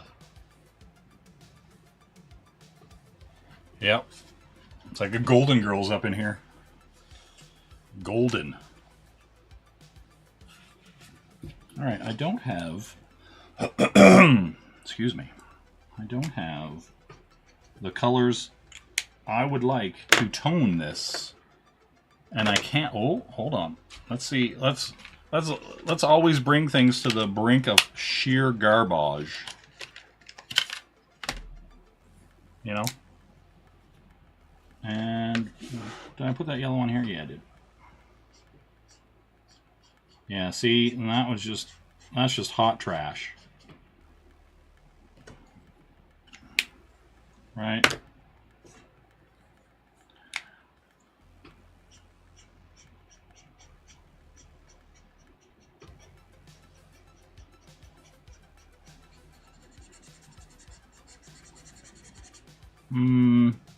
No, I'm not a fan of that either.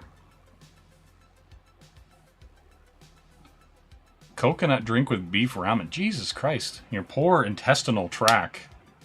Just crying out in pain. It's just sending... It's literally sending Morse code out on a daily basis. Like, help me! Help me! He's drinking milk again!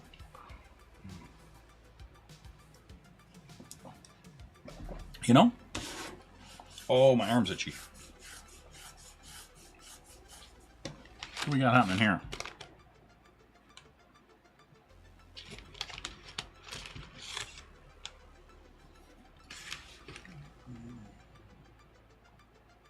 Just hold the piece over and get more single Copic this mess. You should add some Nagel-esque lighting design in the background or tiger stripe. Yeah, we'll see. We'll see. I was thinking something like that as well. You know? But who can say?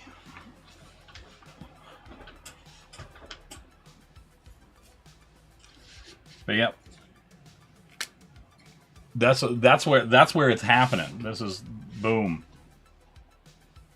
That's where it's happening. I'm just gonna do this.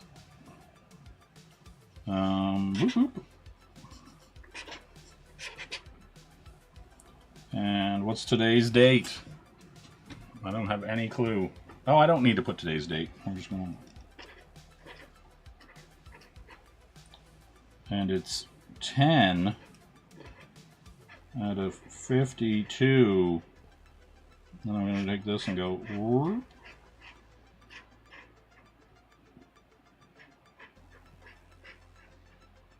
Right?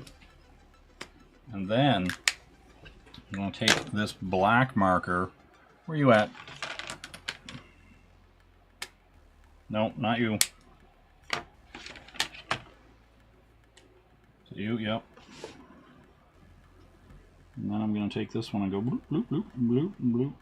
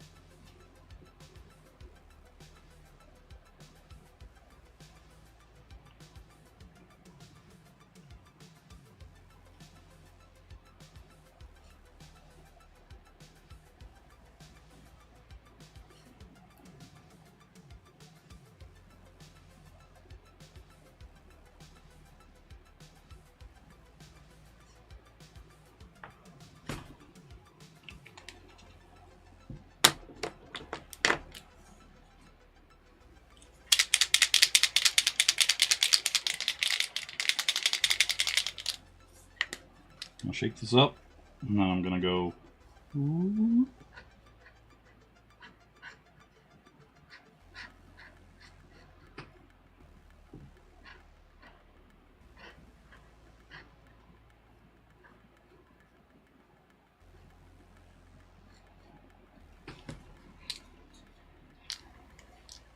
Exactly.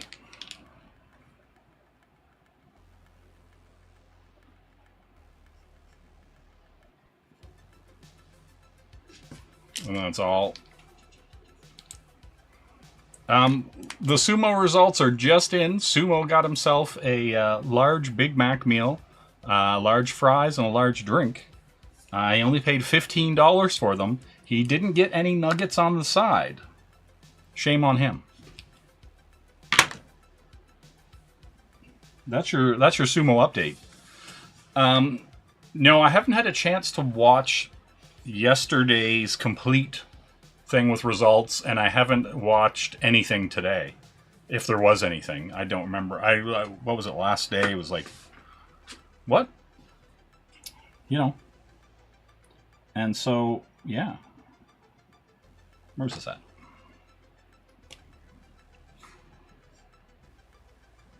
So yeah.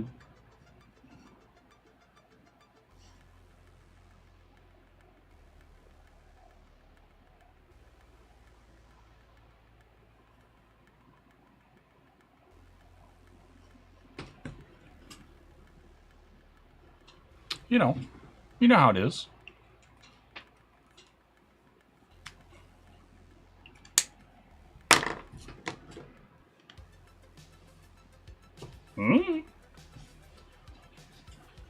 Hold on a second. And turn this blinding friggin' light off. Then I'll turn this one on.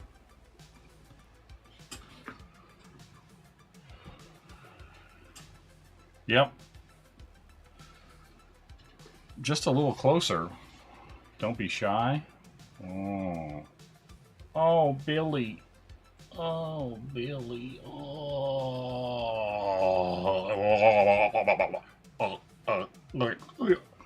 Like that? That kind of closer? You know?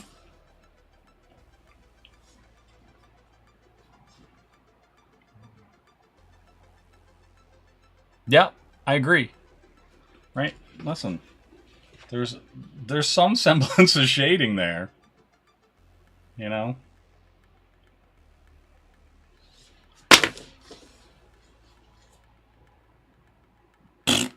It's done. You know what I mean?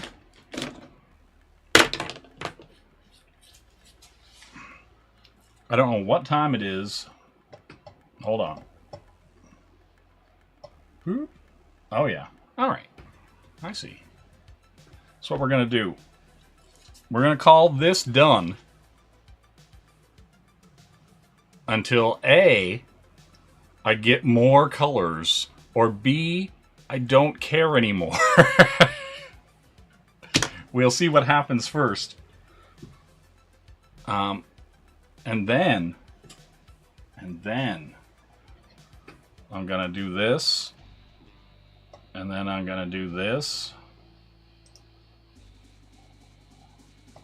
You know, I'm just gonna swing over. I'm just gonna push this button, and yeah, exactly, Mo. It might not be done, but it's finished, right?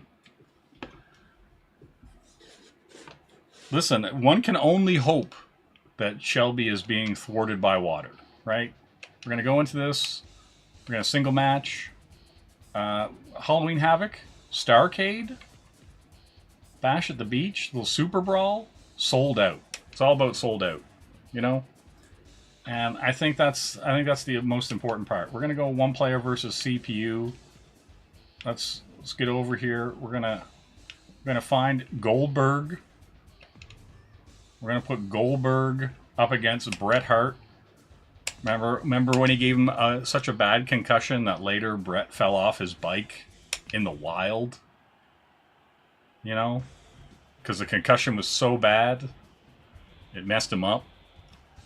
Well, let's see if we can relive that today. You know? See if we can get in there. Hit him with the jackhammer. It's going to be great. It's going to be great. All right, let's push this button here. We're in the ring. We're ready to go. It's time to fight. Let's give it to him. Let's give him the boots. Little Irish whip into this right here. Little tap. Little drop toe hold. Bret is already dazed. Possibly already confused. Give him a little elbow shiv, a little kick, another little elbow. Got a nice little combo meter up there. Boom. Love it. All right. Bret's not putting up much of a fight here, so we're going to have to put the boots to him, right? We're going to have to give it to him. Give him the business. Right? We're going to throw him into this corner. See what kind of damage we can do to old Bret Hart here. Oh, God, he doesn't want any of this. He doesn't want any of this action. But I'm going to give it to him, right? Like, we're just going to give him the old... Oh, he reversed it. I wanted to give him the double underhook suplex. He was having none of it. Oh, Bilberg. Gives him the old spear. We're going to hit him with the Irish whip here into the corner. Pull him out. Little Sabat kick. Look, Bret's right up. Still not concussed yet. Boom. Oh, he's strong styled it. All right, let's give him the business. Oh, he hates it. He hates it. Listen, fellow Canadian, what's Bret Hart done for me lately? That's what I'm going to ask you, K-pop. What's he done for any of us? You know, a little belly to belly suplex. Nothing. That's what. Listen, you're just lucky I didn't play as Chris Benoit. You know. Yeah, that's right. Look at that, stretching right in front of him. He doesn't know what's up. Guy can barely put his own sentences together. You know? That's right. Let's give him the old knuckles. That's what I'm saying. This is not as bad as Weebury. Get out of here, Jim. If that's your real name.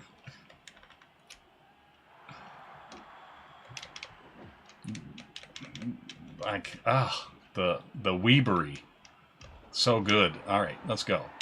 Let's hit this guy here. Let's pillar to post. You know? He loves it. You love it. Wild eggs are the most delicious. You know? We're in here. Oh, yeah, that's right. Perfect. Boom. We're gonna hit him where it counts. A little... Oh. See? It's all about trying to give Bret Hart the concussion. Right? Oh, a little German release, you know? Every once in a while, you need a little German release, if you know what I'm saying. All right, it's time to put this guy away. Right? Right here. Right now. Boom. Uno. Dos. Tres. Huh? Excellent. Excellent. All right, everybody.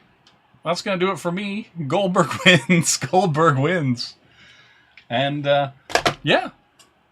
Hey. It's how it is. It's how it is. Listen. I'm gonna spear him. Look at him. He's up there. He's held. He's ready. Waiting.